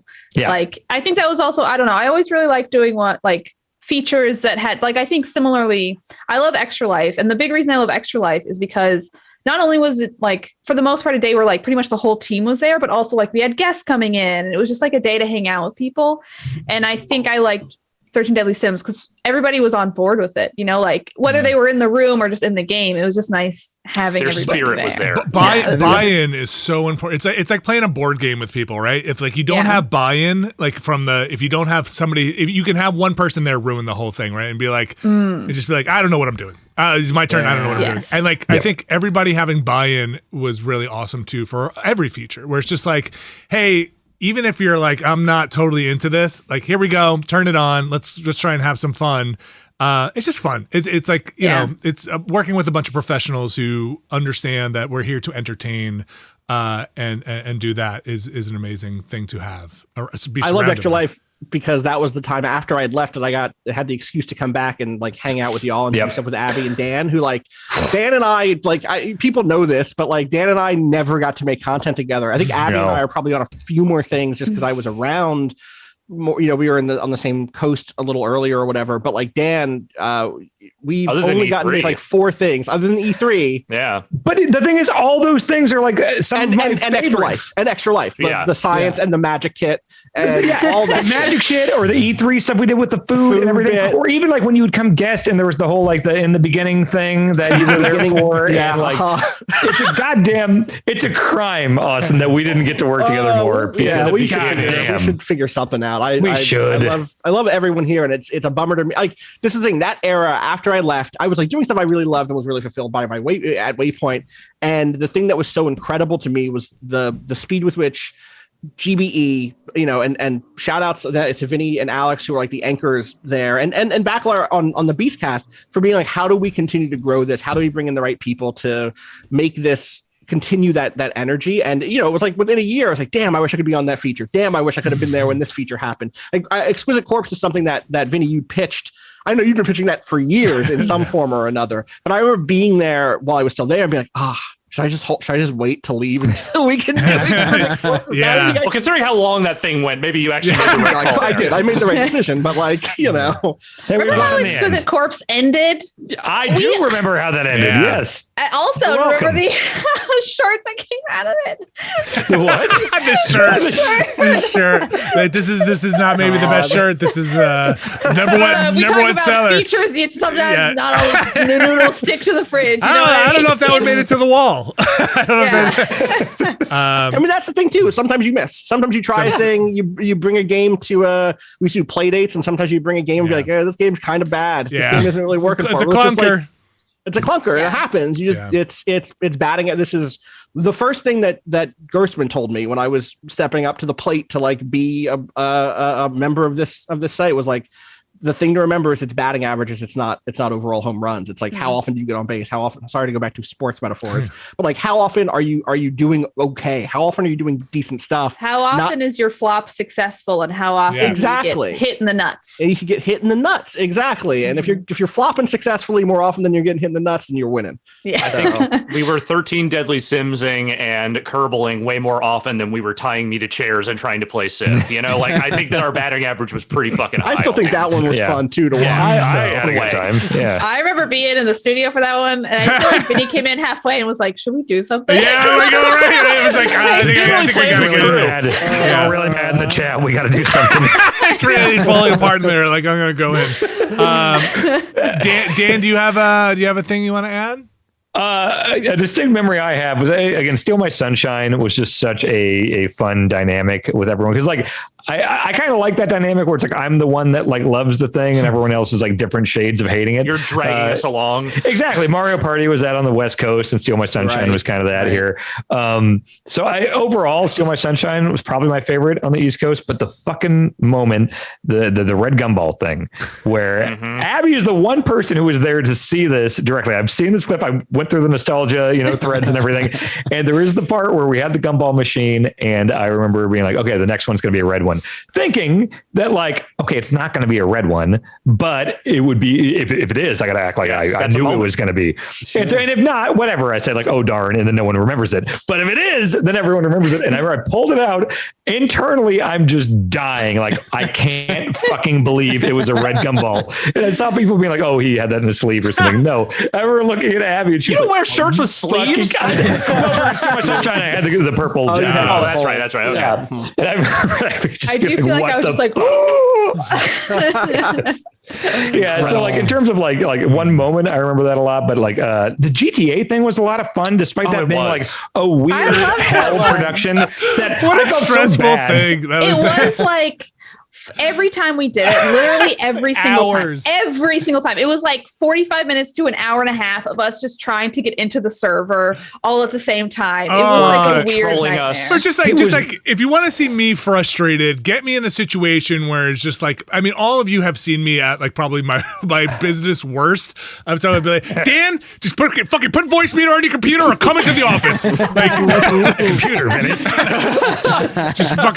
just what do we have to do? Buy everybody laptops. Like, what? Just get in here. Let's do it. Oh, Vinny, I always put voice meter on my but computer. Now everything's broken. I don't know how to do this. I cannot. Dan. Vinny, I always appreciated you, but now that I have to do all the production shit, holy shit, do I appreciate everything you did. My God, there's so much to get straight. I remember you're like, I've got 7 pairs of headphones on so I can record the audio. I did. I had earbuds in here, and I would put big headphones over that so I could hear the Discord on my laptop, but the game. Yeah. And then Abby and I would just be in the office being like, all right, just hit record. I'll play here. Abby, you play over there. Like, this is working out. I'm not here to tell anyone else their hard work and constant frustration was worth it because it was your hard work. I was just there along for the ride, but that shit is some of the best, just like tightly edited, like straight up bangers per minute content that we have ever put out. Vinny face planting. Oh my God, that parachute was amazing. The time where everything was breaking and just like the whole game's glitching out around us, like God, I it was my God. I like one time where I feel like me and Alex were like driving in fog, and then you guys couldn't see it at all. But it was like we couldn't see 3 feet in front of ourselves. I think that was me because I remember just being like, "How are we supposed to get to this checkpoint or whatever?" And they're like, "Looks fine to us." The time with the game glitched at the prison thing. Remember the prison intro where we could not figure out? And I think the edit of that came down to be like not even a minute and a half, but like that I think was almost a full day of that prison intro of like. We should just call it for today and start over. Like we cannot figure out how to get past this thing. Were there a couple in like a helicopter, right? And then a couple because I think I was in the air and I couldn't see anything. We couldn't see each other's feeds. And so I was just like circling the prison in a helicopter or a Harrier or something. And you guys are like, I don't know what the fuck's going on. Every time we walk past this guard, he just shoots us. All right. It had like this weird fake out of like, don't get caught, get caught. And then you walk in and you get caught and we're like, I guess we're doing something wrong. But like, no, it's just like scripted into the game. But then like, even once we got through it, it was like, I think something glitched. Yeah. It was like a nightmare. It was a nightmare. The mission didn't end, remember? Like the guy was off the map. The last guy was off the map. Oh, because there's like an NPC escort. Yeah. But we had the plan at the beginning when we were trying to figure out the production logistics before we ever started, where it's like, okay, so we'll just be recording. We'll have Baccalar. Baccalar's the eye in the sky. He's the eye in the sky. He's like our he's gonna switch. He's gonna live switch. Yeah. And he's switching between stuff and talking to us, and that didn't work for some reason. It didn't work because like he would join as a spectator, and every time you'd switch, it took about a minute and a half to get to the next view. So it's just like, okay, I guess we got to locally record these, and then we'll edit them together. Which editing together was actually kind of fun because you got to. You know, we did the picture-in-picture stuff, and that was also a thing of like, okay, how long do I stay on a person? Just the editing logistics of that. But it was another interesting problem to solve of like, oh, this is a production editing problem, and that flexes muscles we don't flex a lot. Like, you can really tell interesting narrative stories in an edit, right? That's why I love production. That's why I love that whole thing. So being able to switch to the right camera angle when the fucking faceplant happens or when somebody flies off a thing made that feature a lot of fun to show. Like if we did them live, I don't think it would have had the same impact. No. Yeah. I loved watching that series. I mean, again, like I it's a testament to y'all that, you know, leaving was when I left, it was deeply emotional for me. Vinny, Alex, Bacalar, you're like three brothers to me, and like that experience. I have so many things to talk about in terms of being close to y'all and times we had and all that. But like, so leaving was really hard. And that first like few months after, it was like hard for me to watch Giant Bomb content because of emotional, regret and like, am I making the right decision? I love everyone there, and like, just it's tough. And I think it's a testament to the fact that y'all then started making just incredible stuff that I was able to like overcome that hurdle and watch it all because it's just that good, and I got to like slip back into fan mode, which was a blast. And every time you announce a new feature, I was super excited to watch it. So thanks, Austin. I'm probably the biggest Beast in the East fan. So Alex, thank you for dragging everyone through Yakuza. There will hopefully be more Yakuza in my lifetime. I hope we'll find a way to that stream new some more Judgment's Yakuza about someday. to get announced, right? There's a new Judgment coming. Well, it's just Judgment, but I wait. Is there a new Judgment? Is there not like a Judgment announcement? I heard. I think it was just the PS5 version of Judgment that is coming out. Not as good. Austin, do you have a thing that particularly sticks to your memory aside from that? Of course. I mean, like, like contradiction? Like the idea of stumbling into something that was just like, is this extremely special? Is this going to be the best thing we've ever played together? And you know what? It still might be up into that top really 3 or 5. Yeah. And that was funny. It's like, I haven't watched that video. So like, I think our fans probably have it closer to mind than we do at this point. But I remember having conversations about like, do we finish this game? Yeah. Because I think at that point, we were all still in the mode of like, what we do is show a little bit of a game to an audience or play an old thing all the way through. Yeah. And with contradiction, we had to make that hard decision of like, should we stream this to people? Yeah. And we made the right decision. We did. Is that how the Playdate concept got started? Did we need to come up with a thing to attach to a full playthrough? Is that the one that did Wasn't it a Playdate when Vinny was doing the like put down the pepper shaker thing? Like I feel like that was earlier, right? The old office. Maybe. Is that a Playdate? Yeah, the voice command game. That was bad. Yeah. That's true. Velvet You're right. Sundown. Yes. No, there was a different one. No, before that. Pepper shaker. Oh my God. There was a voice control game that didn't work, and like it was a with Vinagawa Makara Burrito, right? Yeah, that was my name. Bot Colony, thank you. Bot Colony. Bot Colony. That's a play date. Yeah. Yeah. Okay. Well, like I was watching those. I mean, this is the thing. Is like for me, I think that Bot Colony came out before I joined, but like in the interview process, and I was definitely like, okay, these are the guys I might go work with. Yes. Alex, I dug it up, and in January of 2015, I sent you a DM. We were friends on the internet already. We were on, we were Twitter people, and had maybe gotten a drink once or something when I was in New York, like visiting New York. And I messaged you and I was like, hey man, I just saw that news editor spot was still open. Are y'all close to getting? Are you getting close to making a hire on that? I'm not even sure if I'm the right fit for it, or that I should. If you're looking for a straight news person, but I figured it would be stupid to not at least stick my head out there and say, hey, what exactly are you looking for?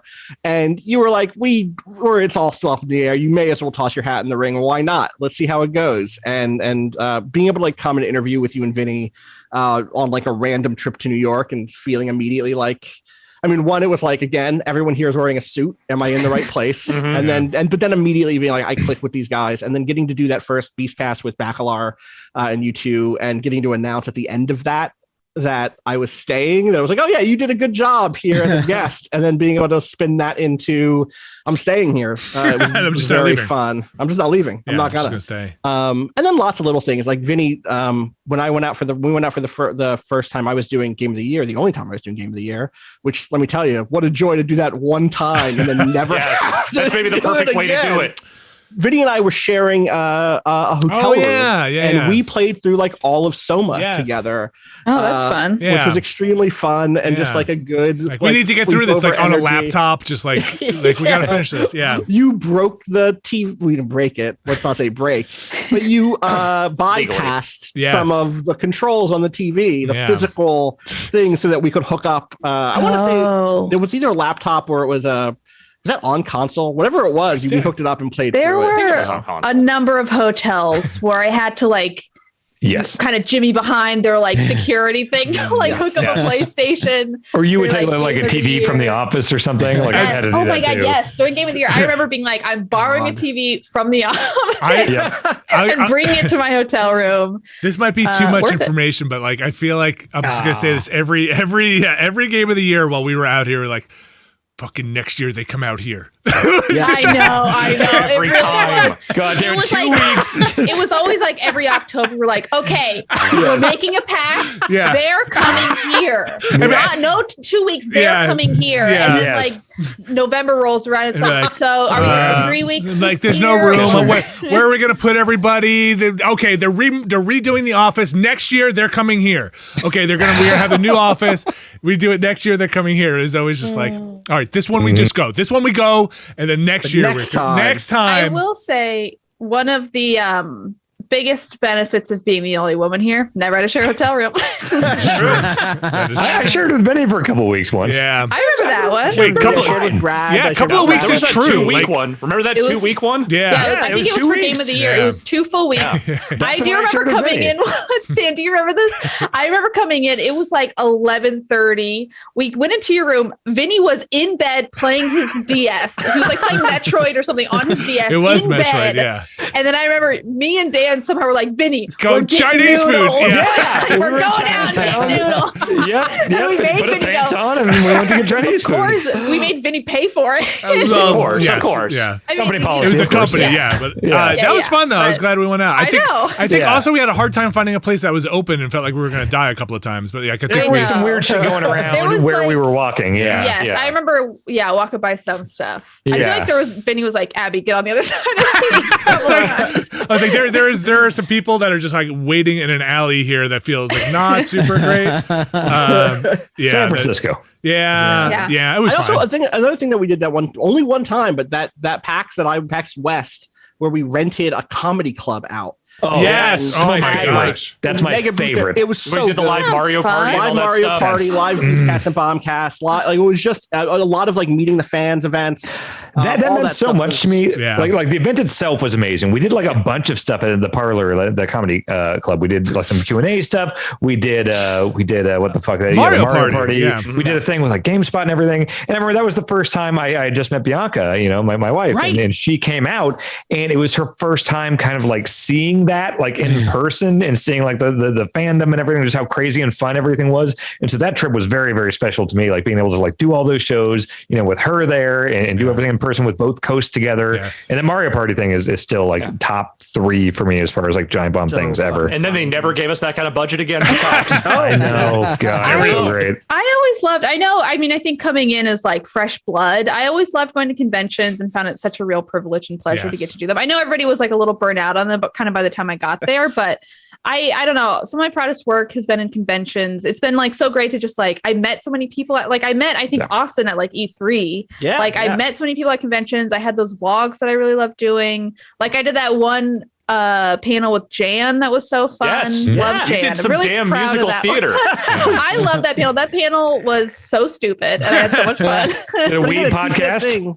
Of course. Right. God, It speaks to that thing of just do it. Just do the Yes. thing, right? And that's, I think, all of the funniest and most, fun bits are things that are kind of, if not to say that they're not the ones that you put work into, but like there's that kind of like spark. You get that idea in your head, that hair up your ass. You're like, I'm just going to do this. We're going to just do this, and it's going to be very funny. And maybe it doesn't last forever, but it's going to be really good. And then we can move on to something else. And just like the beauty of Giant Bomb is being able to like follow that and not have to set it up 10 different levels of approval. Oh my God. Yes. Else. And I feel like sometimes what's also so great is I feel like I had the freedom to do things like my panel with Jan that took like a couple months of like writing it, planning it, getting guests. Like that was a lot of work. But then also I have like my first E3 with Ben, which is just like, hey, let's do a podcast. Whoever's around will be on it, and we'll just like chit chat on a bed in a Just hotel. have some Zoom mics with you. Like, yeah, exactly. Like it wasn't good audio. Like it was just fun, which I always really enjoyed. It's a beautiful thing about Giant Bomb is that we were just able to do our shit without a million different hands getting into the pie and fucking it up and making it like sanding off all the edges and making it mediocre. Like we were able to do our shit, and sometimes it was weird and sometimes it didn't work and sometimes it did, but like no one was really fucking with it. And like the other half of that, of course, is sometimes you wish you had a little more. Yeah. And I think we Of are in the course. place to say this because, well, I don't work there. Yeah. In about a day, I don't either. So It's why I wish there'd been a bacalar for us at the time. Yeah. Someone who like we could go to if we said, hey, we really have this good idea. How do we make this happen? How does this fit into some sort of strategy, et cetera? There was we could have gone to Bacalar back in the day, but he's been like, fuck, I don't know, man. Right. And I don't want Up to him. I don't know. There, of course, were people in support roles. I know Alaska's been there for the last few years. Before that, I want to shout out Stan Kwan, who was on the business side, who left while I was there and who was just fantastic in terms of trying to help me figure out what my role was going to be at Giant Bomb. He really got it. He really understood. He got what it. Giant Fully Bomb got it. was, Yeah. So shout out to Stan Kwan. But you're totally right. There was never any time to think about the planning for the next feature. You can think of the idea and then you're recording something else. Every day you're doing something else. There's never like, gonna take this week and just workshop this one, you guys. I'm gonna R&D week. Yeah, we're gonna. It was just like, okay, this show starts in an hour. Plug these laptops in. Let's see if this thing actually works. Because I don't know. Can we get it downloaded in time? We go live at 4. Yeah, right. Exactly. It was just like it was very, very hard. So like Abby, while you're planning that pack stuff, it's not like it's like, oh, I'll see you guys in a month and a half. I gotta go plan. It was like on the margins. Everything was always on the margins because the cadence was so intense. It was just like this cadence of just like, okay, we need to have this many shows. And we got to do all this stuff and figure it out. Oh, and then one person's sick. It's just like, oh my gosh, now what? Like, I got sick. I'm sorry. It's just like you can't. It was very it was so slim. It was tough. But yeah, you're right. Like I think, I like to think at least on Giant Bomb East, there is very little no and a lot of like shrugging or like we're close on this one, and at the very end and be like, do you really want to do it? Okay, like let's. Yeah, and I feel like even when there was shrugging, it's like I'm doing it anyway. Yeah. Which I think was great though most of the time. Yeah. And I don't know, I have so many good memories of all of us either in the studio or at our desks, like Passion be like, okay, so we have a spin wheel, and then like, can I order a costume? Yes. I will say pretty much every feature we ever did, I was asking Vinny like, so what's the costume budget? Yeah, right. What about this? What if we do this? And like, and like looking back on it, it was definitely like, well, okay, yeah, go for it. And then I think as like I would go to other things and be like, that motherfucker just spent $1,400 on a lunch. Be like, yeah, fucking order it. Order screwdrivers. Order the whatever you want. I want to say, Dan, was it a PAX or an E3 where we're sitting down getting lunch where we kind of spawned the whole this is the run thing of just like we should play through Contra. Oh, wow. Like, hey, what if we did it in one thing? Like what if we made through, because this is the run was also very outside of the normal Giant Bomb 2-hour feature thing of and that was like an oddly refreshing thing. It was a lot like the endurance run in a way. It was like the idea of like, here is this contained thing. We're going to do it every day. And, it doesn't have to be 1,000,000 hours long. It's just however long we go. I always like the idea of doing something that was like, look, I would love to stream every single day, but coming up with that many features and things that can sustain that amount of time, there's a lot involved there. So I love the idea of doing just like a shorter thing where it's like, hey, every day let's go in here and just try to knock out like one run on something. And I think we were talking about like Contra being like the one thing that like, we should really be Contra. Like what if we don't do the 30 live thing? And then, yeah, that was a fun series to do because it had an end to each thing. Yes. Like you had a set end, and for the most part, knock on wood, I don't know how it worked out this way because I'm not very good at games. Like we kind of made forward progress most episodes, which was a thing we were afraid of like, oh, what if we just get stuck? What if we just hit the wall? You did comedically hit walls sometimes. Richard Beast was the one that was like, fuck, this is not great. Soul Calibur was the one for me where I was just like, this was a mistake. We shouldn't have done this. You did. This was bad. Funny. Never do a competitive thing with you ever again. It's always going to be co-op from now on. This is the run was always one of my favorites. Like I remember when I was interviewing, I think you guys were doing Soul Calibur. I think we were doing Soul Calibur. Yeah. And I remember like when I was like researching more about Giant Bomb, those are the things I watched was like, this is the run. And I was like, these are fun. I feel like they're digestible. Yeah. They're digestible. It's really satisfying. You have something very easy to root for. They're like a half hour long. And then when you finally get it, it's like, After hardcore was that's probably my favorite one. That's probably my favorite too. Where it's like we get to the end and it's like, all right, I use the A power up, you pick up the C power up. I will never forget Vinny be like, how about I do it this time? And be like, okay, idiot. And then Vinny like nailing it. I just wrote that. Okay. Good luck, dipshit. Look, everyone knows that the best moments at Giant Bomb are when Vinny tries something that just sounds completely fucking foolhardy, and it happens. Someone showed me a clip recently. I don't remember if it was like that medieval weapon constructor game. Yeah. Oh, it was you with like the fireball trying to get the launch the thing, and you like the moment when you just realize, oh no, I figured it out, and it just launches dead aim, perfect shot straight into the castle is one of the great ones. Well, I gotta say about Vinny here that like, you know, I talked about the situation, everything on my stream recently, and the thing I kept coming back to was that like Giant Bomb, I feel like since I left, I've looked back with kind of a clearer picture of what that whole thing is, and I keep coming back to it being real. And I think part of that is because we didn't have hands in the pie or corporate marketing stuff or whatever happening. And also I just see this other stuff and I see other streamers and outlets and everything, and it all feels like fucking bullshit. You know, but Giant Bomb always felt real for better and for worse and everything. And I don't think with that real thing that anyone embodied that more than Vinny, because I don't think there was never a single moment I've talked to you on stream or off, Benny, that you did not feel like a completely just genuine person, whether it was like me coming in the morning and then there was some dumb bullshit happening on a forum and me and you just being like, can you believe this bullshit? Or like something like, you know, I need to pull you into a room somewhere and talk about like some serious career or life stuff or anxiety stuff or job performance stuff. Or if it was after the fact, after a day, you know, going to the bar or something, just chatting about whatever, or sharing a room with you, you know, a game of beer. Literally, real. Very real. Just every single scenario with Vinny, you never felt like you were getting anything less than just like a true, genuine person.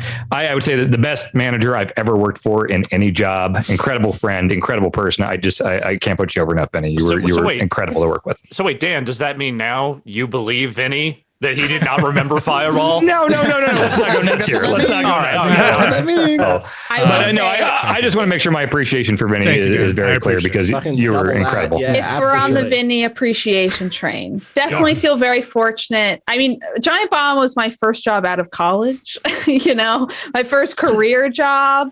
So I'll always be very thankful for my time and very thankful for Vinny's guidance and mentorship during that time. I don't know. Definitely means a lot. And we all better fucking stay friends. Oh, yes. Okay? Undeniable. Sign my there yearbook. is not a person on this podcast. I don't want to see your mug as soon as humanly possible. And I feel like a yearbook made? That's great. Why not? That'll be so fun. I'm going to have a good summer on everybody's. Probably it's Adventures. But I do feel like, I don't know, listening to the Bombcast and hearing Vinny describe us as like a family, I think it's very true. Like I just feel like a very real family. Yeah. With all of these sort of like, I hate their fucking guts. Yeah. And that comes with being like a family. And I remember that was a thing that was like a weird realization when I got this job of like, I go into an office 5 days a week for like 8 hours a day. I see these people more than I see anyone else. For sure. And that was like a weird realization, but it felt so fortunate to be with a group of people who I felt like challenged me creatively and gave me the freedom to do those creative things. And also like when I had an idea, especially as like a 24-year-old in my first job, like I felt like everyone was supportive and was like willing to come in and be like, okay, let's give it a try. And I'll forever be thankful for that. Thank you. Yeah. It's an amazing group of people.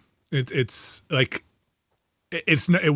absolutely right. I cannot sugarcoat it. It was not without its problems and stuff, but some of the best, when Alex and I, when we started, when we brought this thing into the East Coast, one of the missions I had was make sure no matter what happens, we're talking. And we're going to be on camera. We're going to communicate. If there's a problem, we cannot leave it going. And for better or worse, there were a lot of raw wounds sometimes. There was a lot of like really awkward conversations that everybody had to be a part of. But I think that speaks to we're all here. Like we're all here still talking, and we're all here friends, and like that's that. I'm a middle child, and like I know the importance of I'm a middle child from an Italian American family that screams a lot. So like I know that you can get loud and you can get blustery, but don't go to bed mad. Like don't go to bed angry. And I'm always thankful that we had the freedom to have those, to hash it out with each other. Yeah. Like as many times that we were laughing on camera in that studio, I was fully crying in that studio. Everybody can attest. I was like there until 9 p.m. trying to hash something out with you, Vinny. Yeah. Where like we just had different perspectives on a thing. I suspect people don't think about that with you and I because we present so, but like there are many times where we were like, really coming at something differently. And we're always able to drill down into, okay, why are we talking past each other? Yes. Why is it that we're not aligned on this? What is the thing that you believe about the world that's different about or the situation that's different about what I believe? And can we not compromise even, but like come together and realize understand what that difference is and understand each other. Exactly. And I'm not, I know it sounds corny, but like everyone here made my life more meaningful and better. Like those conversations pulled me forward and pulled me in directions that you don't get unless you're just putting yourself in front of people and having those conversations. And I remember, Austin, you said a thing to me. I don't even remember the context, but I'll always remember it. I was talking to somebody, and I don't think it was anybody in this room actually, but it was like, man, we're just not, I just left that conversation. I made my case and it just was not penetrating. And you said something like, that person you might not think they penetrated, but it might have. And like, you might come back a day later and they might just be chewing around on it. And like, as long as you're honest and as long as you make that case, like you did the best you could. And that conversation doesn't end when people stop talking. It ends when people stop thinking about what was said. That's exactly right. Yeah. And I feel like that was a lot of like, and that really stuck with me. And it stuck with me in a way that's like, hey, like Dan, you and I have a conversation, or Abby, you and I have a conversation. It's like, you get heated up in the moment and you're making your case. And like, I'm a very passionate person that just is like, I see red and like, and then, take a break and you're like, you know what, you're fucking right. you had a really good point. And I feel like, as someone who came into this job out of college, I grew up a lot because of this job and because of, everybody here. And I'm so thankful for that. I feel like I've, become I've gained a lot of wisdom. And I think that also just comes from being in front of an audience. You learn a lot about yourself and the way the world works. But I feel like, there have definitely been times where I've done things and looking back, I'm like, I would do things differently now. And I am so grateful for that knowledge and that wisdom that can only come with being around people who I think challenge me and also being in front of an audience. I don't know. I think that's an incredible privilege. Trying to figure out how much space to give the audience. And like, that was one of the hardest things for me, right? Like I'd already done some stuff online. I had podcasts, etc. But like realizing that there are going to be at all hours, someone somewhere on the internet talking about the shit you do is one of the strangest things to have to come to terms with. Right. And figuring out where to draw the line between stuff you would want to respond to or let creep into your brain and stuff that you're just like, for these people, I may as well be George Clooney. I don't have George Clooney money, but like this is like they're watching more of me every year than George Clooney, and I wouldn't be trying to police what they're saying about George Clooney unless they were saying something really rude about George Clooney that I knew was wrong. But no, like there's a degree of like and trying to find that balance. Coming to Alex and Vinny and everybody else at Giant Bomb who could help me talk through like these people on this forum said a mean thing about me. What am I supposed to fucking do with this? They're wrong. And learning how to like separate myself from that a little bit or only care about it when it really reflected something that I was already concerned about was a huge lesson to learn. Yeah. And I feel like that was always the thing that really got me all wound up was reading shit that I'm like, this is not based in reality at all. This is objectively They're saying wrong. it like it is. And everyone's like, yeah, she doesn't know who Spielberg is. Like that's the kind of shit that would drive me crazy. Dude, I think I've told this story that at that PAX, which I loved, someone came up to me, shook my hand and said, you're ruining a website I really love. And like to my fucking person? face. Yeah. That's and I was like some Twitter coward bullshit. 100%. Like, to this dude's credit, congrats on like having the balls guts to do it. Yeah, totally. But I was like, you know what? I hope you have a great PAX. And I hope I can prove you wrong. And like, I hope I can like just keep doing the best work I can do.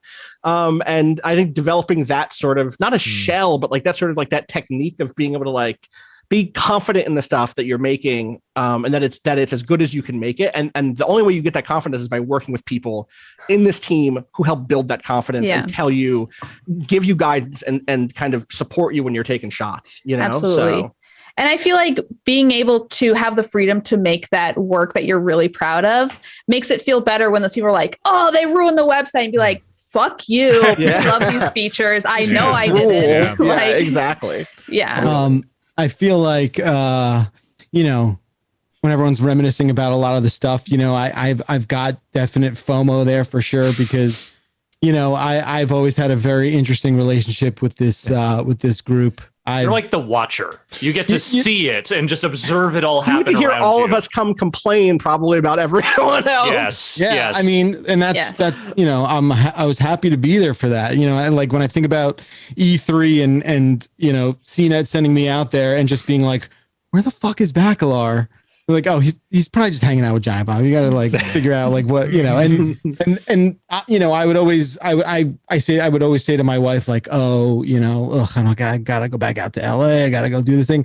But deep down, I'm just like, I'm just going to get to hang out with my friend for a week, and it's going to be great. Yeah, it's going to be a lot and of fun. it always was great. And I would say like 75% of our features, we're like, Bacal, are you around? Can you hop in? Like, sure. And you never could, like, but I know, but there were a couple things like that Phantasmagoria for sure.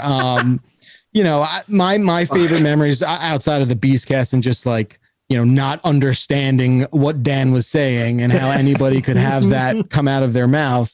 In-play racquetball. I mean, what still gets me, like, that's good because that's been animated, and very good. that has just been like a so weird to think that I know about Dan's third nipple, but here we are. Here we are. Like, don't touch it. Keep that to It's yourself. not that kind of show.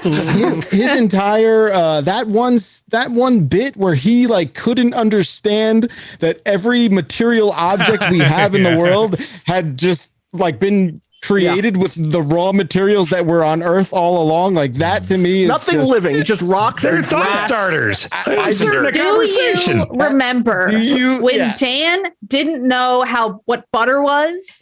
Oh my God. I can't. I'll never forget that. You forget the fact that I also forget things immediately, and now when you said that, I realize I still don't know. But Dan, he thought that. What do you think it is? Wait. I don't want to derail. We're I'll on be the nostalgia thing. I don't want to derail too much. What do you think it is? Butter comes from milk. Yeah. good work, Dan. All right, we'll give What do you do to him. make it? Do you know? Churn? Yeah. No. Oh, damn. Is that a word you just you got know, it, or do you Dan. know what churn means? You know what a I've butter seen churn Weird is, Al right? videos. Well,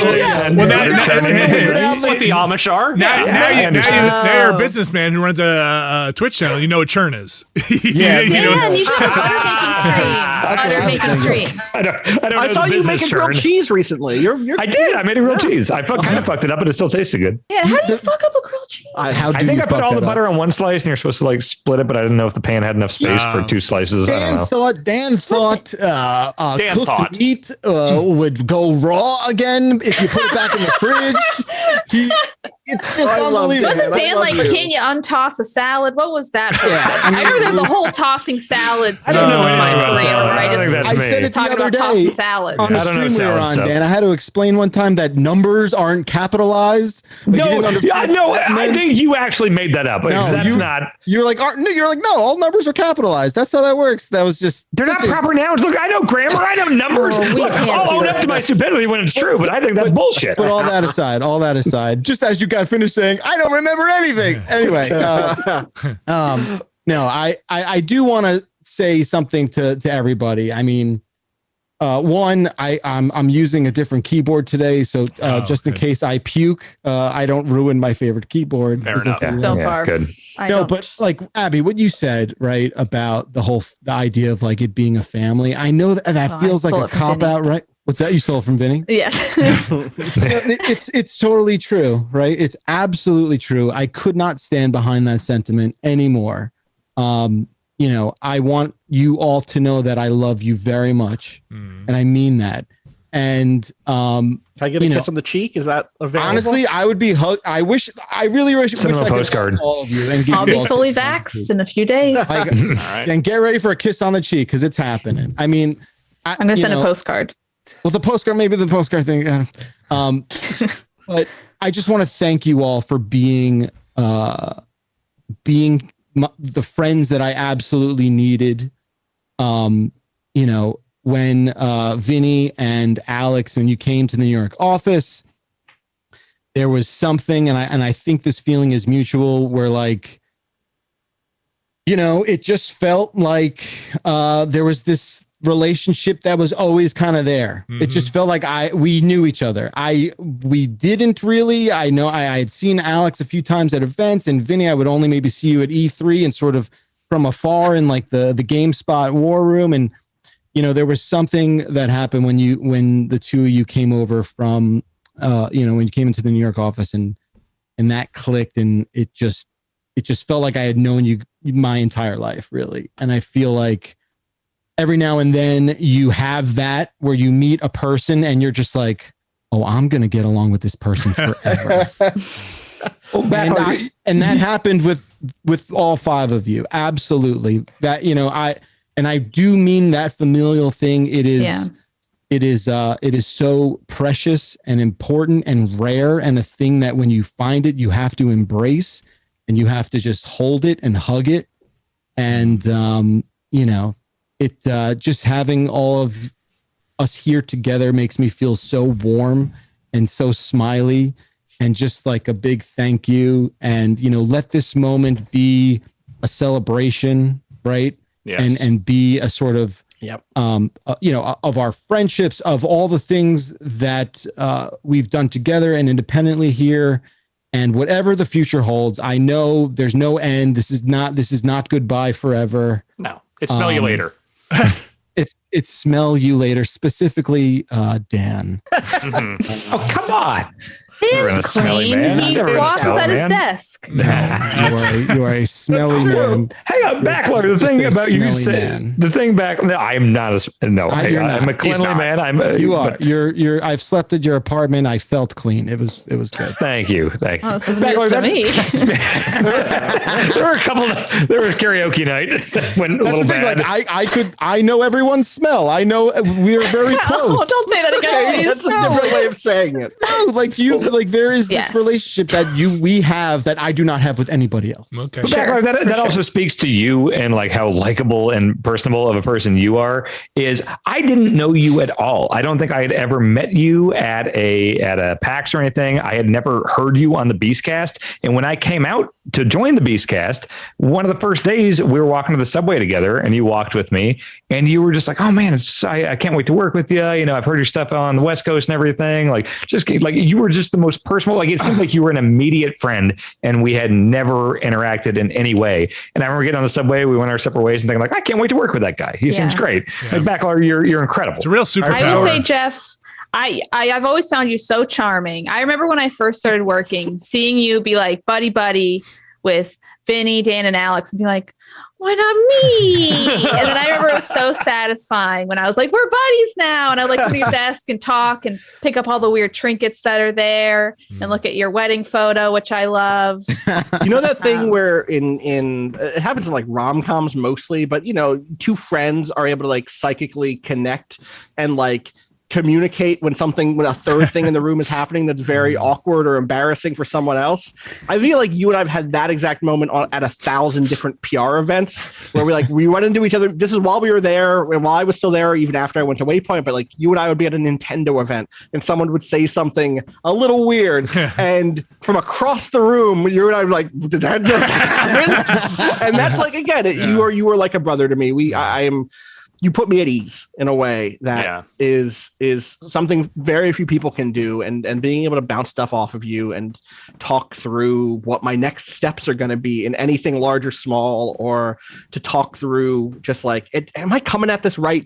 Is my head screwed on right? Does any of this make any sense? And having you be able to calm me down and be like, well, what's your situation like right now? What else is going on? What are you not talking about sometimes? Right. It can really, really bring the best out of me and help, so and also we're just two Jersey boys, and I think that always gave us a very particular bond. Definitely doesn't hurt. Doesn't hurt.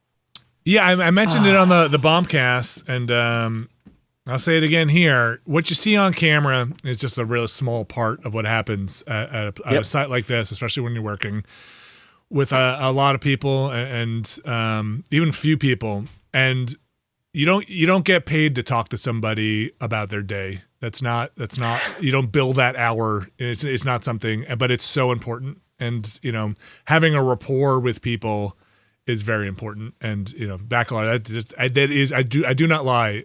It is a superpower. You're one of the best at it I've ever seen, in ways that I've been with Dan, and I've seen the villain side of it, of like, Dan, you remember, like, hey, we can sneak into this thing, and I was like, I feel completely uncomfortable doing this. We were at E3 or something, and it was just like, you're gonna get us in trouble, you're gonna get that person in trouble, and you're like, just act confident and we can get in there, and like we can go through. And I'm just like, oh, they're gonna get in trouble, I can't. And like there's another side of it that's like Bacalar, that does the long game of like, you walk back up to that person and be like, Billy, like, hey, Bacalar, like, you guys are best friends?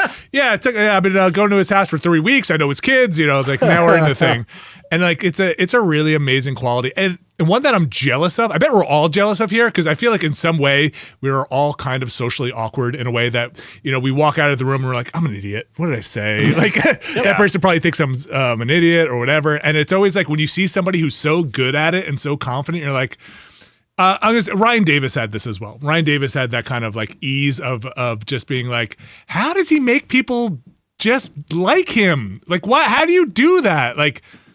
Yeah, I remember people would come up to us when we would sit at the desks at our thing, and we'd all be like, hey, how you doing? Okay, like, good. I don't really know who you are. And then the person would leave and we'd be like, oh boy, I just kind of want to get to work. I don't really, and it's like, it's like we're friendly, we're nice people, but humans are tough. Humans are hard. And like, you got the secret playbook. I don't know how you did it. You're just good at it. You're just too damn good at it. It's unfair for the rest of us. Should we get out of here? I got some late breaking news as the erstwhile Giant Bomb news editor. A sequel to Judgment was leaked moments after I said, I think there's a sequel to Judgment in development. Lost Judgment. You leaked it. I did not leak it. PlayStation seems to have leaked it. Austin the leaker. Alex, yeah. Well, good. I don't care about video game news anymore. Oh, yeah. I just want to say I love you all. I'm so thankful to you all. I can't wait until we can all hang out again very soon. Likewise. Please. Yes. It is definitely a see you later, not a goodbye. I've said this a couple of times now since we announced we're leaving. There are too many people to thank for all of this that make this happen. I can't possibly do it. I will leave too many people out. But some people that the mods on the site who have been there for trying to handle a lot of that front line of stuff. I want to thank you again.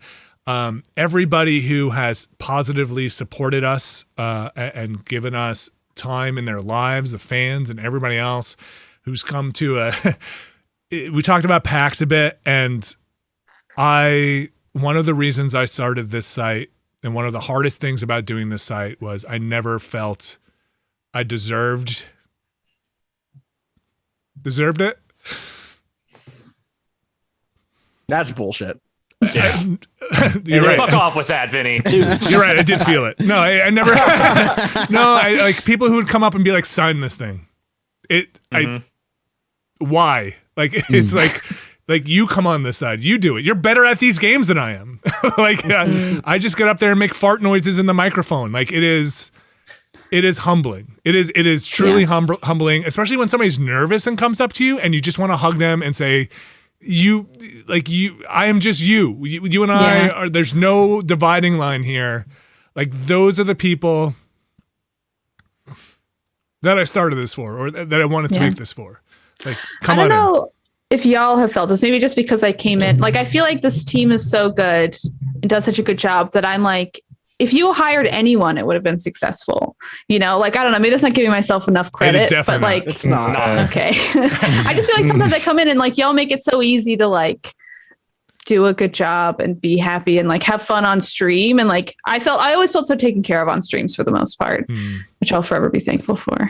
Yeah, I felt that way too. I always I Yeah. always described it as it's a high wire act with a big net. Like you have somebody there who's willing. When you tell a clunker, they're going to call you out on it and make it funny, or Yes. they're there to support you, and that's super important. I can't tell you how many times I, with all the PAC stuff or panels and things we did, or even a podcast, like there were times where I would feel like with my anxiety stuff, something would be peaking randomly, and I could pull any of you aside and just be like, hey, I just want to give you a heads up. I'm feeling real shitty right now. I don't know if this is going to subside or if this is going to peak to a level where I can't go out there, but I just want to let you know. And like every single person here and also on the West Coast, incredible about everything, always made me feel at ease. And that's why I never had to like skip something, never had to like, I always went out there and got it done because I always felt like I was supported by everyone. It's humans. It's people. It always is. It's really the thing. It's from the beginning of Giant Bomb to Giant Bomb East. It's people. It's respect people. It's listen to people.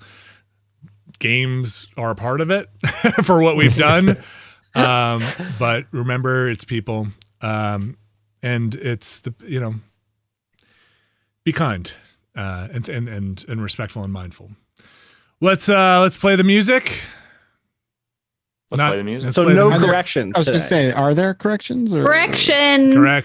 Everybody's great. And I love you. There were so many emails though that had come in the last 4 days that it kind of did broke Outlook a little bit. So yeah, I will apologize right now if you sent an email. I'm trying to get through them. I will probably lose access to that account in about 24 hours ish. So if I didn't get to it, I still got them. Don't worry. Okay, let's do this before we play the music. Abby, once again, where can people follow you and find you?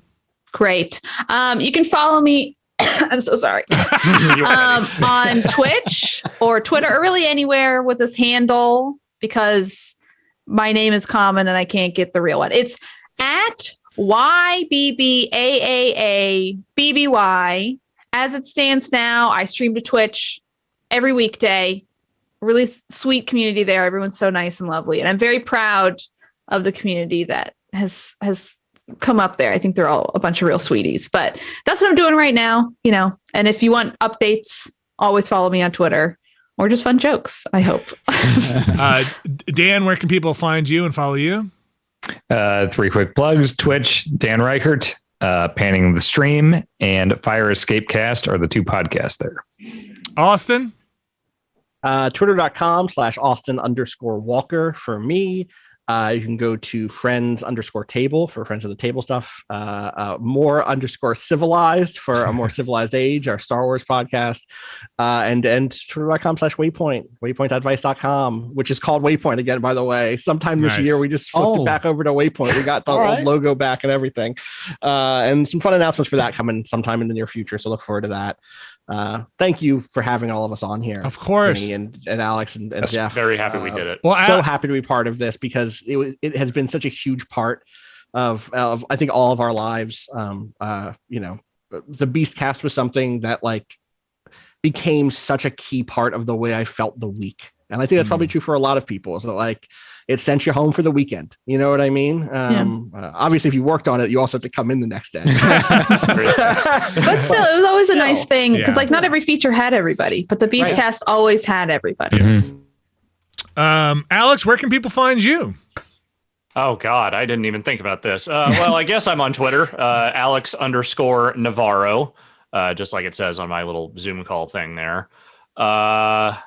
Yeah, that's kind of it. I don't really go other places. I probably have a Twitch account. I haven't used it in a long time. Maybe I will. Within the near future. Who knows? You can. I'm on Twitter as well. I think it's at Vinny Caravella. I'm pretty sure that's it. I think I have Instagram. Might be Vin Caravella. I think that mine is Alex Navarro, but I never post on it. How's the woodworking going? You're doing it for like 6 months, weren't you? Yeah. I'll probably put some more woodworking stuff on there and some miniature painting and Now's the time. Now's the time. I think I also have a Twitch. I think it might be Mind Cavity though. So. Is it Mind Cavity? I was on there. You were in my chat a night ago. Yeah. It was logged in. Yeah. Yes. What's your favorite transformer to transform? Oh my gosh. Oh, Alex. boy. Final question. Well, Final Abby, question. to get that one, you'll have to tune in to the answer to that to either Abby's streams, Dan's streams, Austin's streams, or Jeff Baclar. You're going to be around. You've got the keys now. Keep the lock the house up when we're gone, and keep the neighborhood safe. Okay. Feed the plants.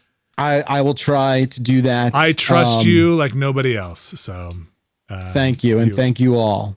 Love you very much. Love you guys. I'm gonna Good play the buddy. music here, which means that we still have about 45 seconds to banter. All right. But we don't have to say what's coming up or what's happening. 45 seconds. Yeah. What are we gonna do? I don't know. Shit. Dan. Well, if you wanna Dan. tune Rip in ass for again. Again, I mean, on the Weed podcast. there's been nary a fart on this. Weed podcast, there was a fart. Oh, The Weed podcast, there's definitely a fart. no one's Yeah. heard Never that, so forget it that never really one. happened. No, we put it on the end of a Beastcast. Yeah, we put the fart from the Weed Oh, okay. Didn't podcast on mention there. Weed 3. Shout outs to Weed 3. Shout out to E3. Gonna miss E3. Shout out to Wiz Khalifa. Yeah, always shout outs to Wiz Khalifa. All right. Oh my Got about gosh. 30 seconds, folks. I really can't say enough good things about the people on this podcast right here. And thanks again for everybody who has listened over the years. Thanks to everybody who has supported in and outside the building.